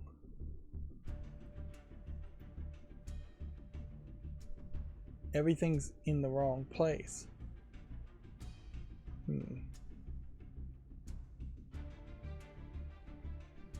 So all my Video Games Chronicle articles are right at the end, and then it basically went backwards this way. So this would have been the first latest article. Hotline Miami games have been released for PS5 and Xbox Series. And then Microsoft will stream up Xbox Partner Program preview event this week. And then Fallout TV show episode 1 release date has been confirmed. And then Blizzard is giving away a Diablo themed PC, liquid cooled with real human blood. In fact, there's not very many stories even here anyway. Sony says Spider-Man 2 is the fastest selling PlayStation Studio games in history, which I imagine that's always going to be the case. Sold through 2.5 million copies in the first 24 hours, which includes all the pre-orders, which is how you get those numbers up. Final Fantasy XIV's open beta release window has been announced. When is that going to be?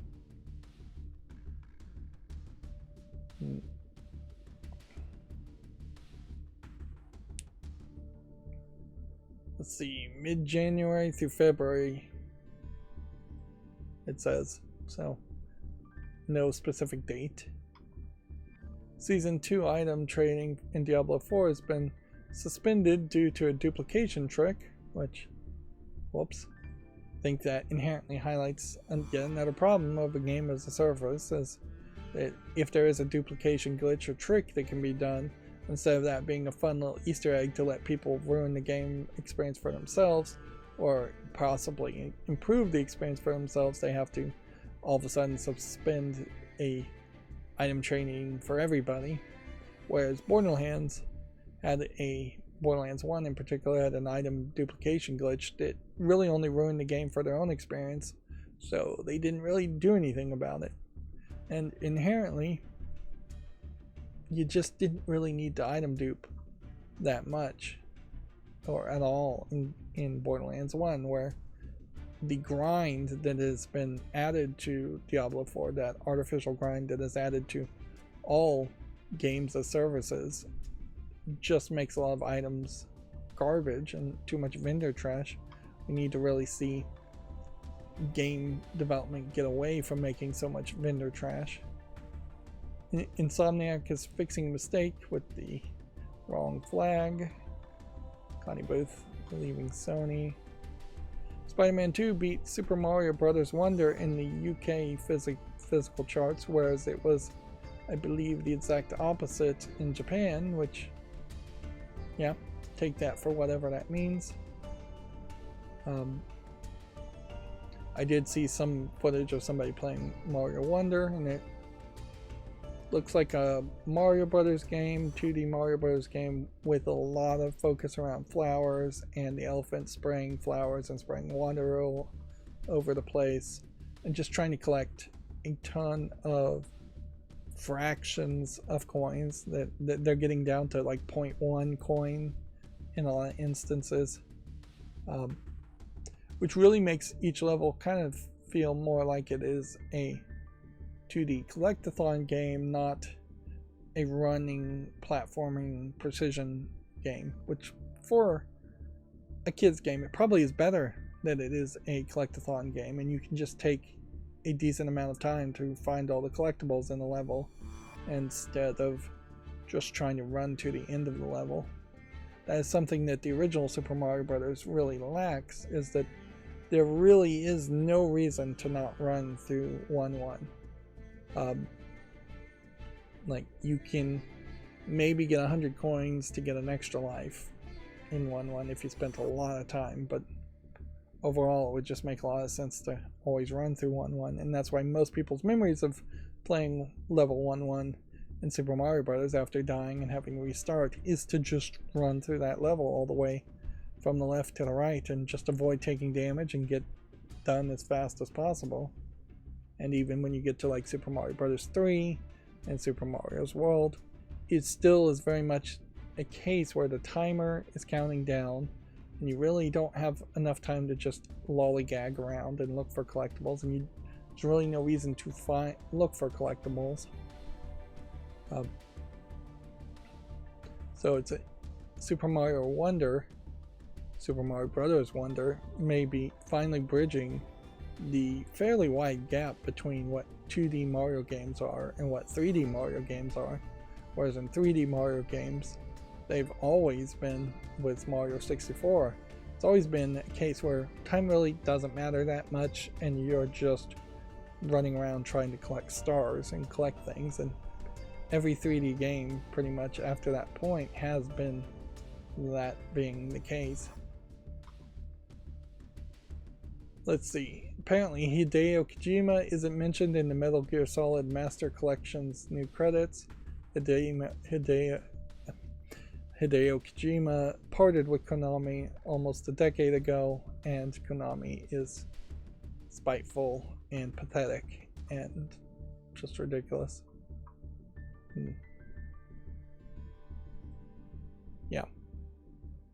Which, once again, it's good that the gaming industry is really starting to hold people more to task here. It will be interesting to see if Konami gets any pushback from Japanese gamers not crediting him, or at least having those credits, let's say, based on the original characters created by Hideo Kojima, or the original games created by Hideo Kojima.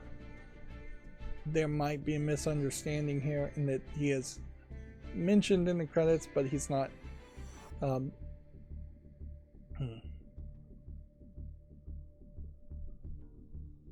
yeah, his name is in the individual credits of the games themselves, as they're simply ports, and from what I hear, not really ports that they're putting a lot of effort into it. But the wrappers for each game, which contain their own credit screens, don't mention Kojima, nor do they mention David Hayter or the rest of the cast, which, honestly, if none of those people actually are involved with the Master Collection aspect, they really don't deserve credits, but they should be thanked, if not individually, in general. The new collection, simply thank all original Metal Gear series staff and fans, which, yeah, that's good enough. In a lot of ways, this feels like Video Games Chronicle is trying to create more controversy than it really deserves. And this, it'll be interesting to see if Konami kowtows to pressure like this and then changes the Master Collection credits to individually thank people, which they probably should have done anyways. Nothing hurts you being nice, certainly, as a company. They certainly could have said special thanks to Hideo Kojima in the Master Collections credits, and then special thanks to all the original cast. It is also questionable, certainly here, do you see the Master Collection credits roll directly after you see the original credits, or do you have to go in a menu to see the Master Collection credits? And there's separated out, because that experience would be weird. In comparison, you also have the senior gameplay engineer Zoid Kirsch saying that he was let down that the original staff wasn't mentioned in the Metroid Prime Remastered credits, which, yeah, I'm immediately reminded that the Metroid Prime Remastered series is out there, and I haven't gotten around to purchasing or playing that. Not that I'm making any real progress playing Switch games, or making really any progress doing much of anything these days. And I always start these projects because of Amazon Prime Day at the end of the year, but ideally I would like to start projects and purchase the hardware needed to start projects somewhere in January or February, where it's more of a lull. We already talked about the custom controller.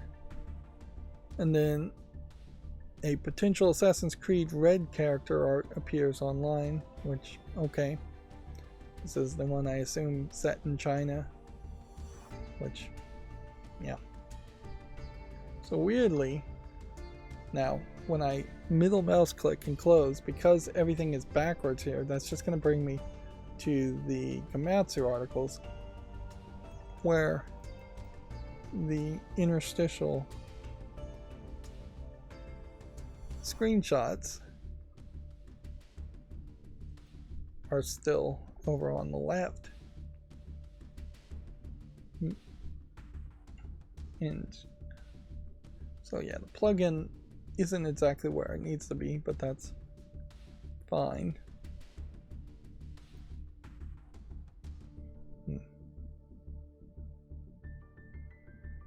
And I think they may have missed some news articles here anyways. Pokemon weirdly has recreated the American Psycho with Quagsire in a new ad, which seems crazy. And then here's that article. One day after the Xbox, now the PlayStation has taken over the Vegas Sphere. And then EA fixed the football club issue where players could carry the ball with their hands, but apparently not the issue yet where you can attach the ball to your legs and just run to the goal. Apparently some Spider-Man 2 physical copies are failing to install, it's been claimed, which that's a third problem with Spider-Man 2. It feels like Spider-Man 2 was rushed out. And then I think we'd already talked about everything here before. So yeah, that brings us to the Gamatsu articles, which then brings me back over here. Hotline Miami collection is now available for the PS5 and Xbox Series. Acquire has announced a roguelike deck builder called Cards with periods in between each word letter. RPG, The Misty Battlefield for PC. Which, yeah. think we probably already put this on the follow list, but yeah, nope, interesting. Could have sworn I've seen a game like this in the past week. Doesn't really look like much of a card-based battler, and it doesn't really seem like it's going to have any online components, so it doesn't really feel like it could be much of a game in the first place. It's not very ambitious, when clearly this could have just been have some PvP elements to it, and it could have some mobile aspect to it. I just don't really see a reason why you would play this game when it's only single player and it's so visually boring. We already talked about the Xbox Partner Program. Now weirdly I just middle clicked and it came back this way. Because that was, I guess, the last thing I clicked on. Lords of the Fallen has sold over 1 million copy in the first 10 days. Get the numbers right there. See, Lords of the Fallen is mixed in reviews here.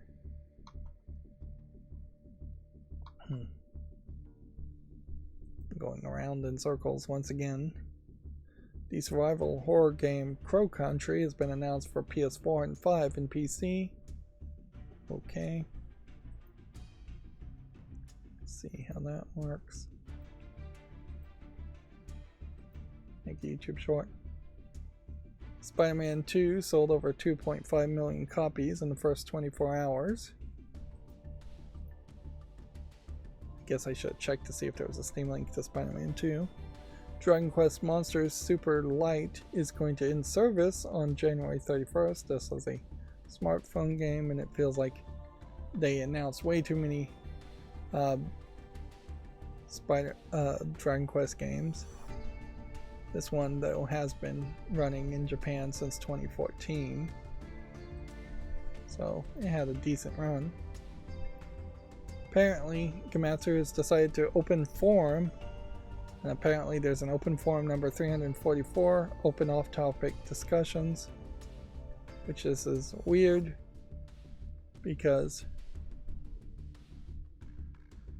I didn't know that they did anything like this. I've never seen Gamatsu have an open forum, and yeah, because all of that is visual elements are blocked by me, they're basically just asking for comments here, there, and even at the point I'm at, still really couldn't put a comment in there because I have so many third-party website plugins blocked via Privacy Badger and uBlock Origin.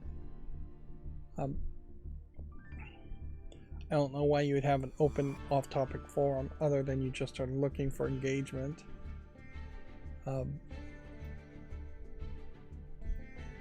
And I don't know where they got 300s, up to 300s doing that, since I've been looking at Gamatsu articles for a very, very long time. I bet what happened there is that article got labeled as news when it shouldn't have been labeled as news, and I only open links that are news links. That would be my guess. Gamatsu has this week's Japanese game releases: Metal Gear Solid Master Collection Volume 1 and Yumero Yoram, which I assume is what this is, and more. Alan Wake 2, Ghost Runner 2, Hana Awasi New Moon.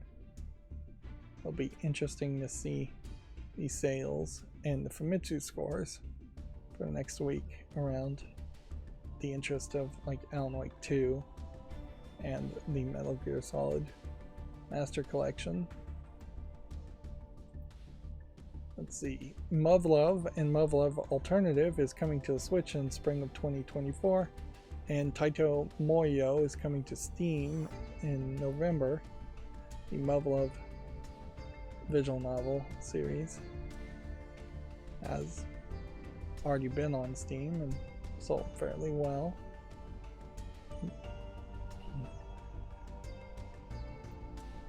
No links yet.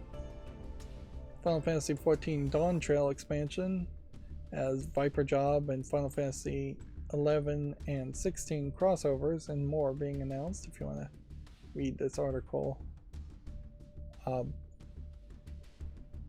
on Komatsu. See, 14 is the MMO, and it is just going to be the default thing to assume the next Skyrim Elder Scrolls game will be, is that it will look close to this level of graphics, maybe a little bit better because it's not running on an MMO. It will have buildings and environments that will be big and interactable on this scale and walkable. Perhaps scaled down just a little bit because it's an MMO, but I wouldn't be surprised if it's not scaled down much at all. It almost certainly won't have crossover events. But looking at these weapons and these characters, you can kind of expect... What am I saying? Yeah. Man. I woke up too early this morning because what I just said was total nonsense. Yeah. Everything I just said is wrong. Yeah. Final Fantasy XIV has nothing to do with Elder Scrolls Online, which is what I was thinking about.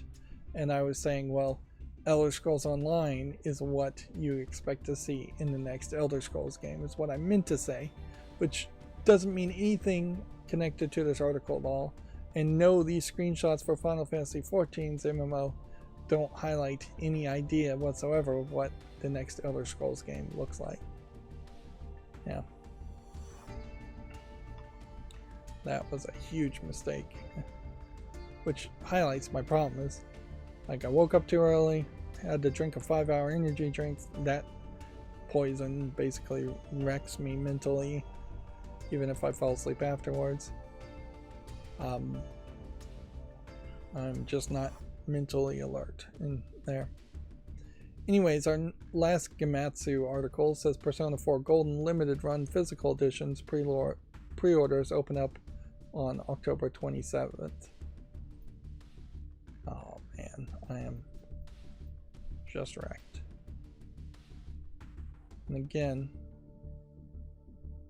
not 100% sure I got all of the news out here as far as the second page goes. Scroll here and see which ones we did talk about. We know we talked about. Maybe we didn't talk about Fantasy Adventure RPG Duet Nice announced for PC, iOS, and Android, but that was 3 days ago, so we probably did. Yeah. So it looks like we probably talked about everything here. Yeah, and I have to assume that this open forum here was just mislabeled. And you can also see, even now, it's got no comments on it. In fact, if you scroll down here, unless there's something with my ad blocking lowering this number to 0, there's not any comments on any of their posts. Which, why would there be, really? Like, you just don't need comments in general on most posts. Most comments are spam anyways. Let's see if we can scroll back and just see how far until we see even a single comment on a Gematsu article. If anything, I would say get rid of the comments and don't look for that kind of engagement, because it's really just embarrassing Gematsu at this point. Like 6 days ago, not a single comment showing up. And no big surprise there either. Like, Gematsu isn't that big of a website, and there's just no real reason why you would comment. This is kind of laughable. Yeah. You'd save yourself on bandwidth just by getting rid of the comments. Maybe they got rid of maybe they purged all their comments for some reason, and that's why all this is at 0. So we're going back a whole week and not a single comment seems to exist. You would have expected at least one. Let's see, let's go back, I guess 10 pages deep, and then I'll go back to the last page and see. Maybe it's just my ad blocker. It may just be my ad blocker saying 0.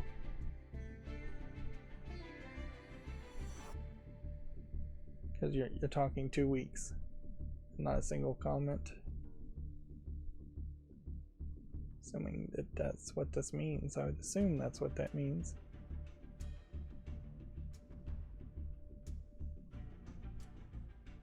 Okay.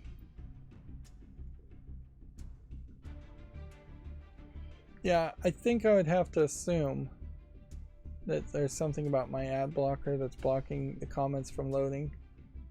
It's not really believable that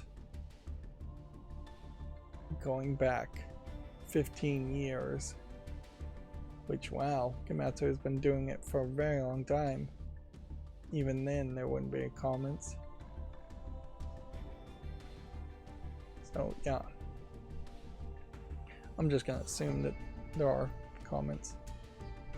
Anyways, that's gonna bring us to GameDeveloper.com news, which we've probably talked about most of these stories. We talked about this one, talked about this one, talked about translators being omitted from Marvel 2 Spider-Man 2 credits, which is the biggest problem. QA staff at Forza Motorsports support developer Experius are unionizing, according to GameDeveloper.com. Check out that article if you're interested. The start of unionizing really is just the start, and there really is just not ever an end to unionizing. You're constantly having to fight for the best situation, best work conditions, and fight for a new contract. Lords of the Fallen crossed 1 million in sales in 10 days. I assume 1 million units. No, I guess it's $1 million. Whereas Spider-Man 2 topped 2.5 million in sales in 3 days. It is weird that they bounce between units sold and revenue, or gross revenue. Then EA, Epic, and BioWare veterans at Noodlecat, which is a new company, net $12 million to create a new action RPG. Which I think we'd already kind of talked about the story, which there's really not a lot to say there. And then Doug Bowser says Nintendo of America is too happy to unionize, which we'll see if that actually happens. Now this is where it's going to put me in a weird position here, where the next step is going to be the follow list cleanup, and then the step after that is going to be new games that came out on Steam. And there's not going to be a barrier between those two at all. So that should turn on the auto blur, which means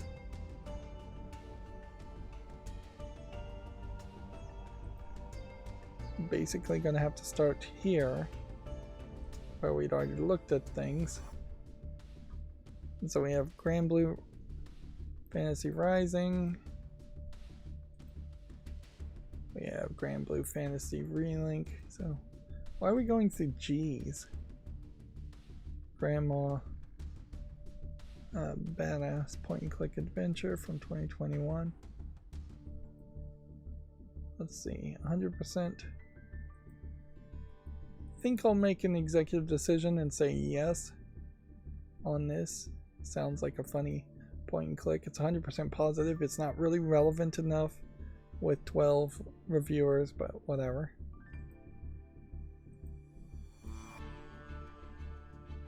Granton Mother's Tale. I could have sworn we were further than G. Grape Juice City.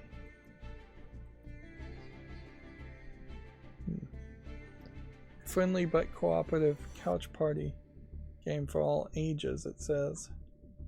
Splash pedestrians with your team's juice. So it's kind of like a Splatoon clone, but it's online PvP. So I'm gonna take it off. Fall list. Again, it's probably only on the fall list because of I made a YouTube short on it. Grappling.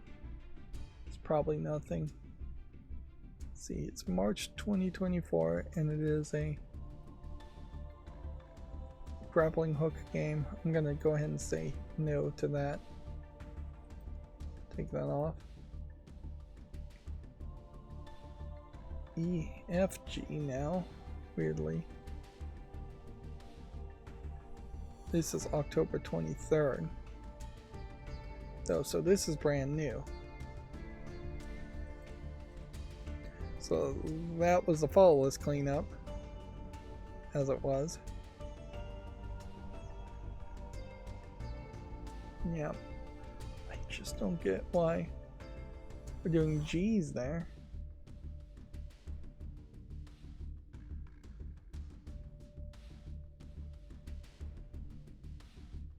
Go home, Annie.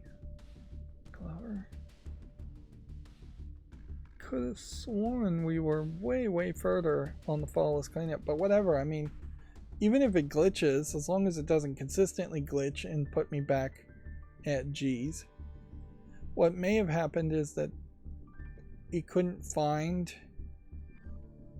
I don't even think I programmed it to work that way though. Or if it couldn't find something, that it would reset itself back to a location.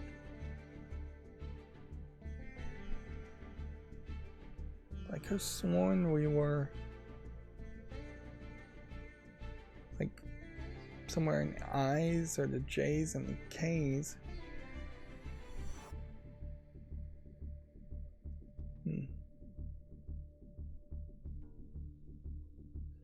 Oh well, I guess it doesn't really matter. So then that's going to bring us to all new games, and I need this whole experience to slow down and stop happening anyways. Now weirdly, there are games to the right of this interstitial screen, but then there are also games in between, so I'm confused. Like there's a lot of games over here, like Enigma Quest, which, yeah, I already know I'm mentally exhausted, so I'm gonna make very quick decisions and decide what I'm gonna make YouTube shorts on, and then try and move fairly quickly.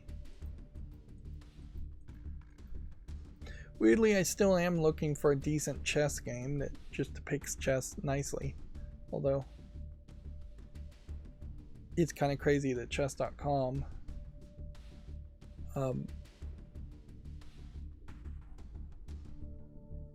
hasn't just put a chess app on Steam, or puts out a new version of the chess app every year.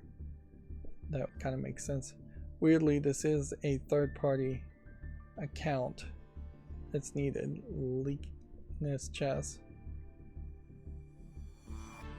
So you need a third-party account, but they're not affiliated with that third-party account to play online, which is interesting.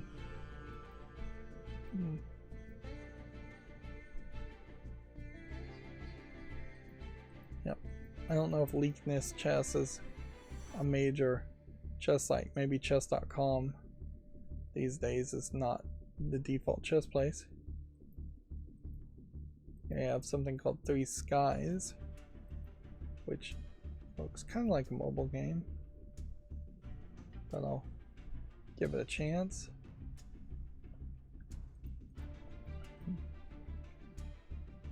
I can always live in hope that there will be less garbage games. I think we can go ahead and say no to showing jigsaw puzzles as YouTube shorts. That's the other thing I'm not really succeeding at now, is I have a ton of tabs to make YouTube shorts, and I should probably try to automate making YouTube shorts after today's stream, if anything. It would make a lot of sense. Here's that game Slay the Princess that was being advertised on the front.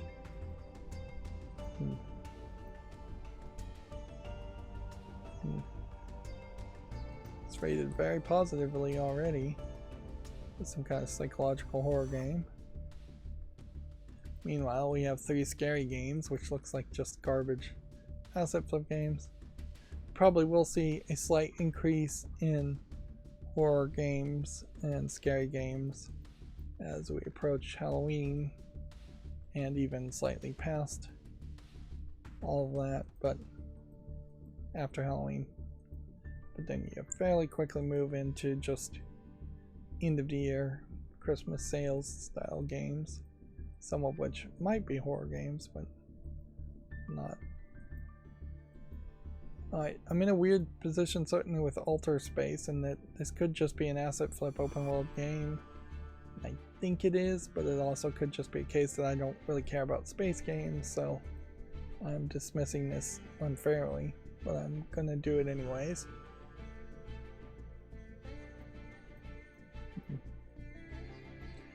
Gimmicks like this, where you're playing as a muffin, don't mean anything. If anything, I'd say the visuals have to be particularly good for that to make sense. Fatal Zone here. It looks like a mobile game. Does it have in-app purchases? No, it's single player too, no PvP.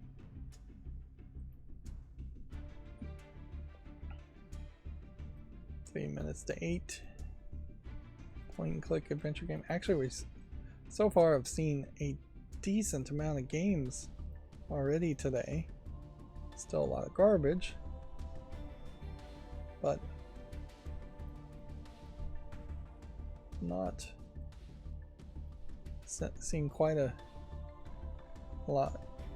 I think if one thing is the problem here is that you have too many people making horror games. This looks interesting. Song of Horror one-shot challenge.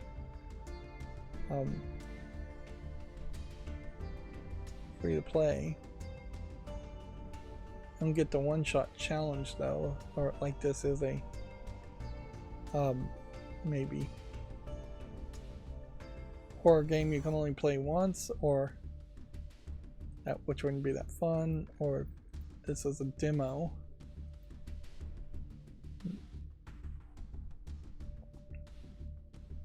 Apparently there's a game called Song of Horror, which is being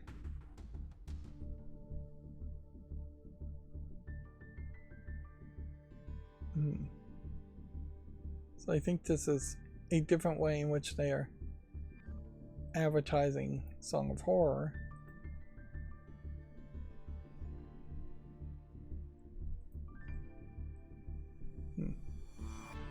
Which Song of Horror Complete Edition is a game that came out in 2019.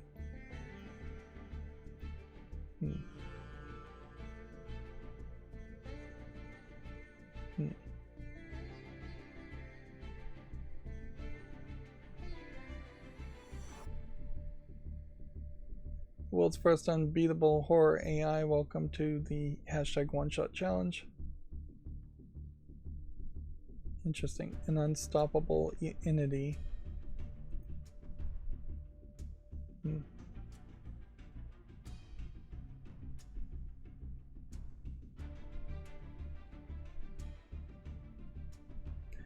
Yeah, it feels like this is either a demo or just a way of trying to resell the game. from 2019, which is not a terrible thought. In the same way that the idea of having a chess app 2023 version from chess.com on Steam would make some sense too, just to get new attention. We have our first adult game today called Saint Gear Force, which it's 2D anime girls, and arguably I would say we're for the first time in a long time seeing kind of a kawaii style anime girls, slightly shorter limbs, bright colorful hair and coloring. There's an RPG maker element to it that doesn't look great, and it looks like it actually is an RPG game. A lot of bondage fetish stuff too. I'm gonna put this on the follow list. It's selling for $15.19, which is fairly expensive. It's English, Chinese, and Japanese. And then there's just a question, certainly as far as how long the game is, because a lot of these games tend to feel like they're not very long. That's Saint Gear Force. Next we have a game called Soccer with Satan, which is an interesting title if nothing else.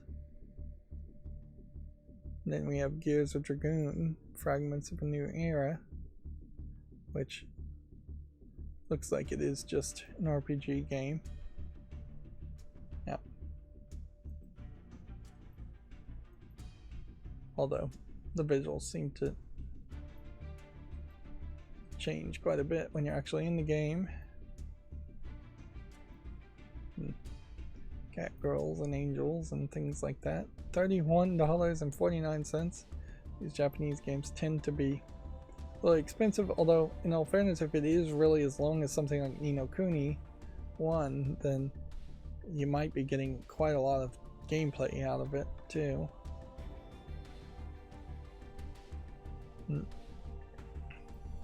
Virtua RZ. Now noticeably, I'm not really losing a lot of views or losing subscribers from what I can tell by not putting extra effort in and streaming to Twitch or recording or posting extra videos. Although I am just going to hit a wall at some point if I don't have videos scheduled. That's going to be a problem. It's going to be a problem though in like 3 or 4 months after the new year. So I have about 5 to 6 months to continue to build up a buffer, which has always been my plan, is that pre-recorded footage, particularly playing old games, really has no reason not to come out at a consistent time far in the future. The only slight thing is that at the beginning of each new year it would potentially be nice if to say in 2024 I want to be monetized on YouTube, and I actually think that might happen. I don't particularly have a lot of faith that will happen in reality, but it would be nice if I could say that. And then just for tax reasons, having income that might need to be, the taxes would need to be paid on it starting in 2024 just makes it easier. Goo Keeper. Almost want to say yes to this, but yeah, I'm gonna be generous and say yes to that. We just have a dog picture game.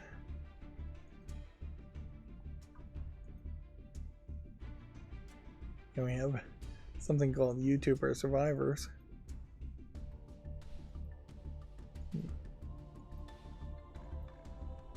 If the animation was a little bit better, I might give it a consideration, but it's a weird art style and then a weird gameplay style on top of it. It looks like it's a beat 'em up game. The River City Ransom clone, effectively, with the idea of YouTubers, but I don't think the pictures there really look like any identifiable YouTuber.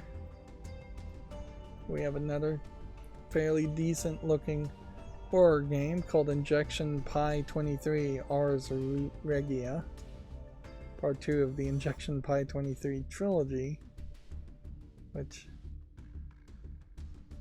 I'd like to potentially see if we can find the original game in this series.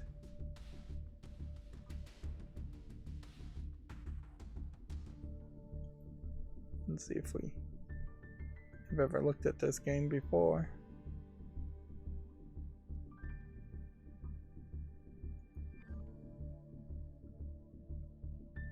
No. We have something here from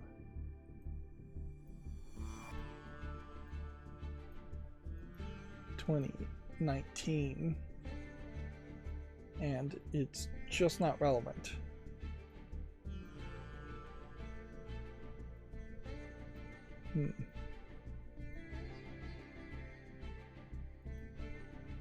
Yeah. So, in a funny way, I guess, if somehow Injection Pi 23 Ars Regia catches people's attention with its slightly better graphics here, then it might add some relevancy to a trilogy, make me want to go back and play the original. But at the moment, it really just is useful enough to put the sequel on the fault list and see what happens there. I think we can say no to this game.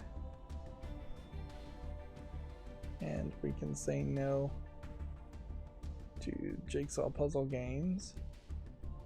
The 1001 Jigsaw Puzzle series is another series that's very slowly fills up Steam. If you were to just type in 1001 Jigsaw Puzzle, you probably get quite a lot of things. Then we have our next adult game. Now weirdly, this is a soft CGI 3D character, but still in that bright colorful palette to look like an anime girl. Big eyes, big pupils. Now it's called VR Secret Room, and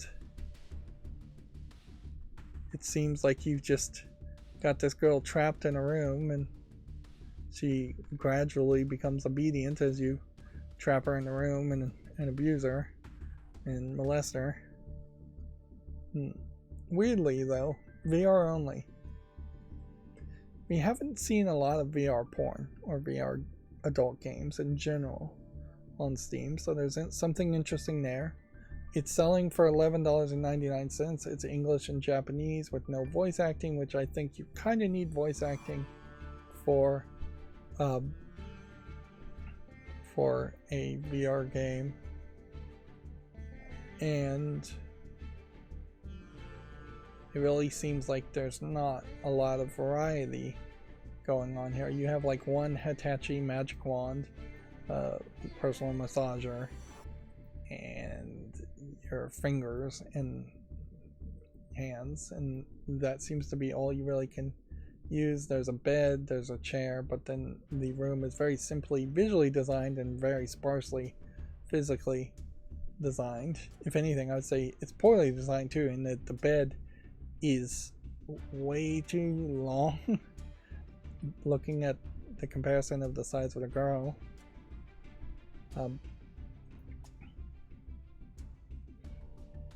it is a weird idea, certainly, though, to effectively have a captive, somebody you're kidnapping for your own perverted desires, for lack of a better description, and try to integrate that into a pet raising game, a Tamagotchi type of game, which is, I think, pretty much what they're trying to sell it as, is that as you continue to interact the same ways over and over again, the character's personality changes.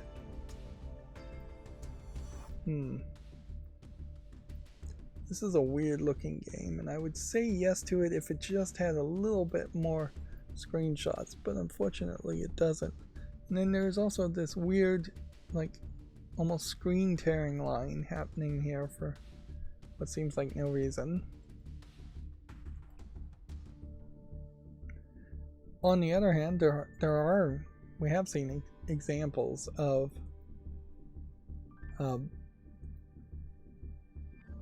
games in VR in particular where you have a virtual girlfriend and you interact with her, and she becomes more and more accommodating or customizes her responses to you. So that concept has already existed.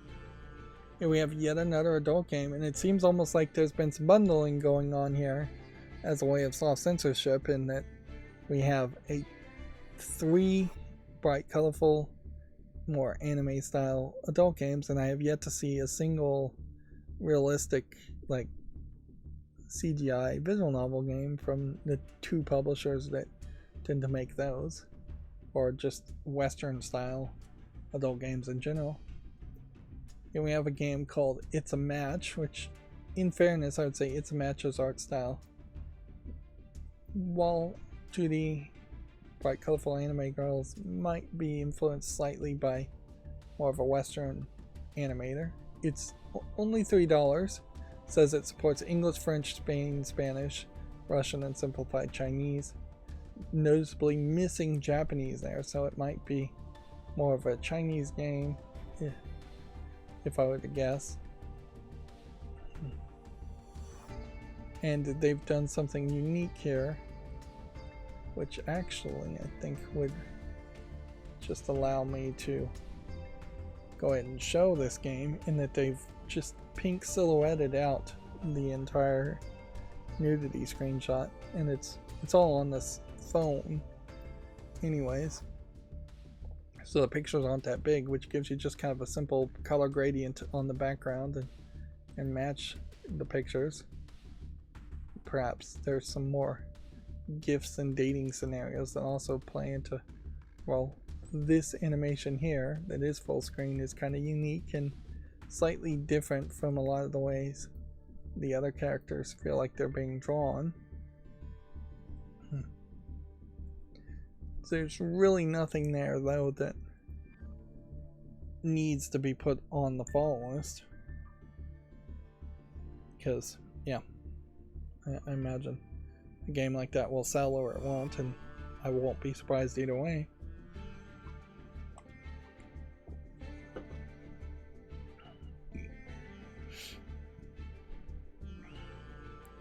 Next we have what looks like a horror game, which I guess it's an online co-op horror game. We'll give it a chance. And then we have Grapplania, which looks like an old school classic Prince of Persia thing. There is something kind of interesting around a precision platformer with pixel graphics and a Castlevania experience, so I'll give that a chance. I think I just put it on the follow list just now, and it wasn't already on the follow list. Now weirdly, the question becomes, if this here is the list of new games that came out,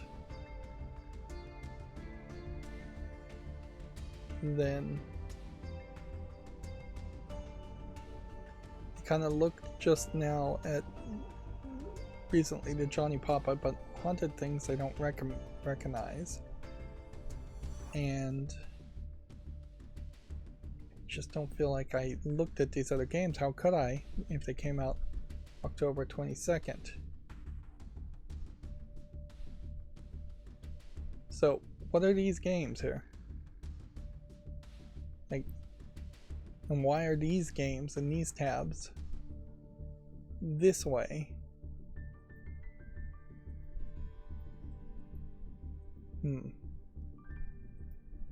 I'm utterly confused.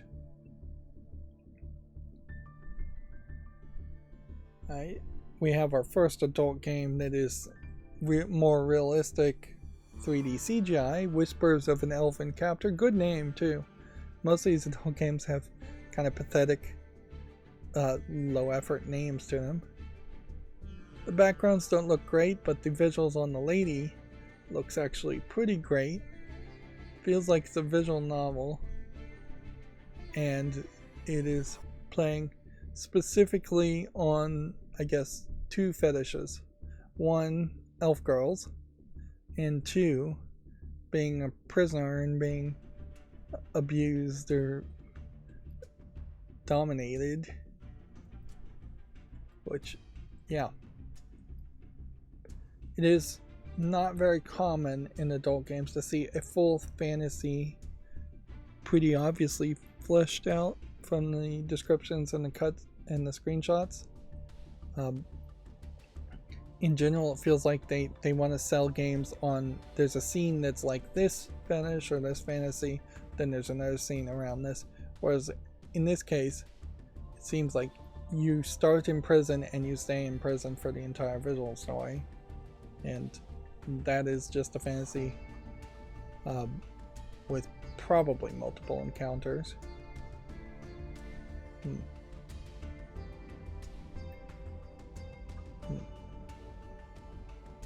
Here we can go ahead and show off the elf girl and kind of show how you have fairly good, probably asset flipped elf girl model, and then you have fairly low res, ugly, rusty cage in the background. Do I need to put this on the follow list? Yeah, I'll check it out. But then we have another adult game called Zodiac Hentai Hellish Memory, which is, I'd say, a probably Western animator. It's pretty poor. It's 2D, and it's a lot of the characters have a pinkish hue to their skin that's very off-putting. Each of the characters, I think, is supposed to represent a constellation of the zodiac, and then you're just, I think, playing, I don't know what you're playing, whether it's a match 2 game. Yeah, it's a match 2 card game to reveal the character being naked under it, but it looks like there's also a lot of visual distractions. Now, noticeably, this game is 66% already with 12 reviews, so somebody is not really liking this game. It's also tagged as bullet hell, which it looks like it might have some bullet hell element to it. It's English, Spain, Spanish, and Portuguese, Brazilian, which you don't see that combination of languages in adult games very often. This is a troll game, is one of the negative reviews. The game gets exponentially more difficult to the point of impossibility, such as opening the level for an instant hit or death, prohibiting 3-star progress. Hopefully it's a bug, but it seems just like bad design. So I guess that's why people aren't liking it. Another review just says bad game. Which, yeah. It's a little surprising we don't have more troll games or bad games.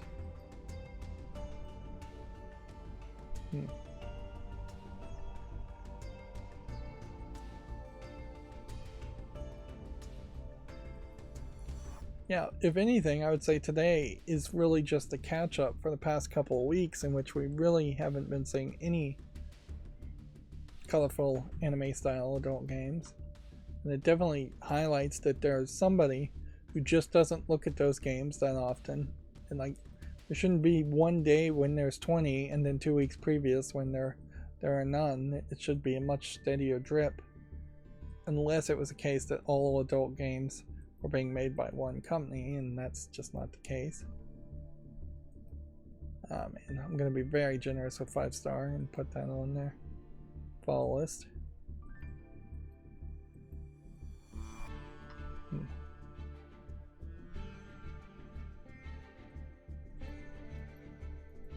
We can say no to Bug Blazer. Now Greenland says it came out August 3rd. So this almost feels like this is a fall list thing. So I wonder what happened here. Is that I was opening new tabs and then I hit one that was a fall list cleanup tab that also was a new game that had just been released. And because of the way the macro worked, that moved everything out of order. That would be my expectation, is that there's some unexpected consequences from this new plugin. Meanwhile, while this new plugin didn't absolutely wreck what I was going for,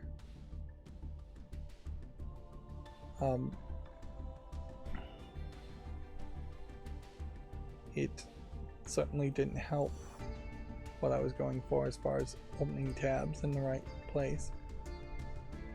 I still am very much closing a tab with the middle mouse button plugin, which is a different plugin, and then going back sometimes to the last place when I should be going to the tab to the right always. Maybe I am going to the tab to the right always. This game Graven that we can see is mixed, so we can take that off the fall list. And then this game Grasshopping, I'm going to give some more time to. Although in all fairness, I probably should just get rid of it. Yeah, the whole platforming and going up higher and higher gimmick obviously hasn't really been picked up by actual gamers. And see, so that weirdly is going to be end of show. But then the question really would come down to, did we actually look at every single game? I can fairly certainly swear we didn't.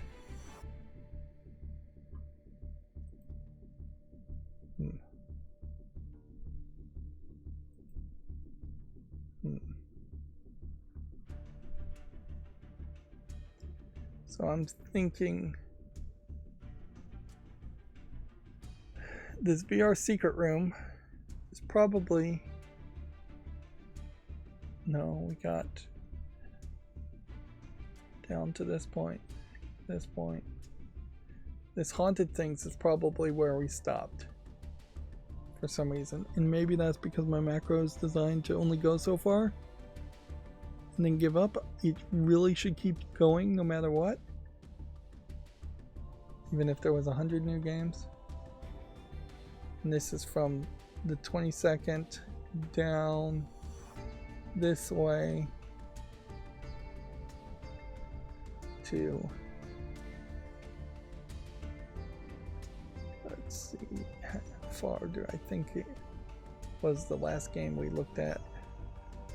Probably on Friday.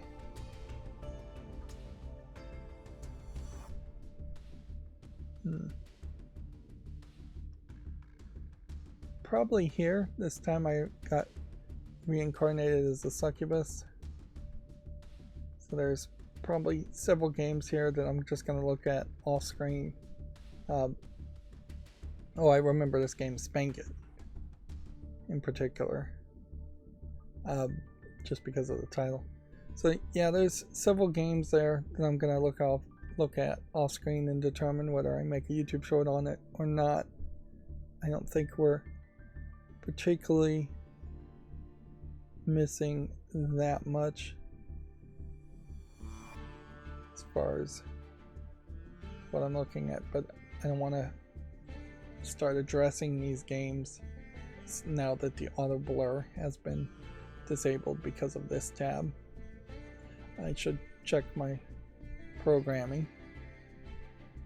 Meanwhile, on Yu-Gi-Oh, I really just have no interest in playing Yu-Gi-Oh at all. I would rather waste time on a phone game than play Yu-Gi-Oh! And let's see, we are at Platinum 3, so it definitely would have to be a lot of extra effort to get to Platinum 2, Platinum 1, and Diamond. And I just question whether we're going to do that in the next 8 days. Meanwhile, the duel passes 34 days, and so we can receive all the crafting points and 45 gems we want. It doesn't really matter. These duel passes are barely worth it. They are worth it financially because you get more gems or the same amount of gems you put in, but yeah, they're barely worth looking at. Well, it's been another rough one, and unfortunately that's kind of standard these days, is that I'm half asleep or having trouble one reason or another when I'm live streaming. Anyways, that's going to be it for this recording. As always, I ask you to like, share, subscribe, comment, and watch every second of my videos. If you want to support me further, there's a link down below in the description box. Thank you for watching. Have a good evening.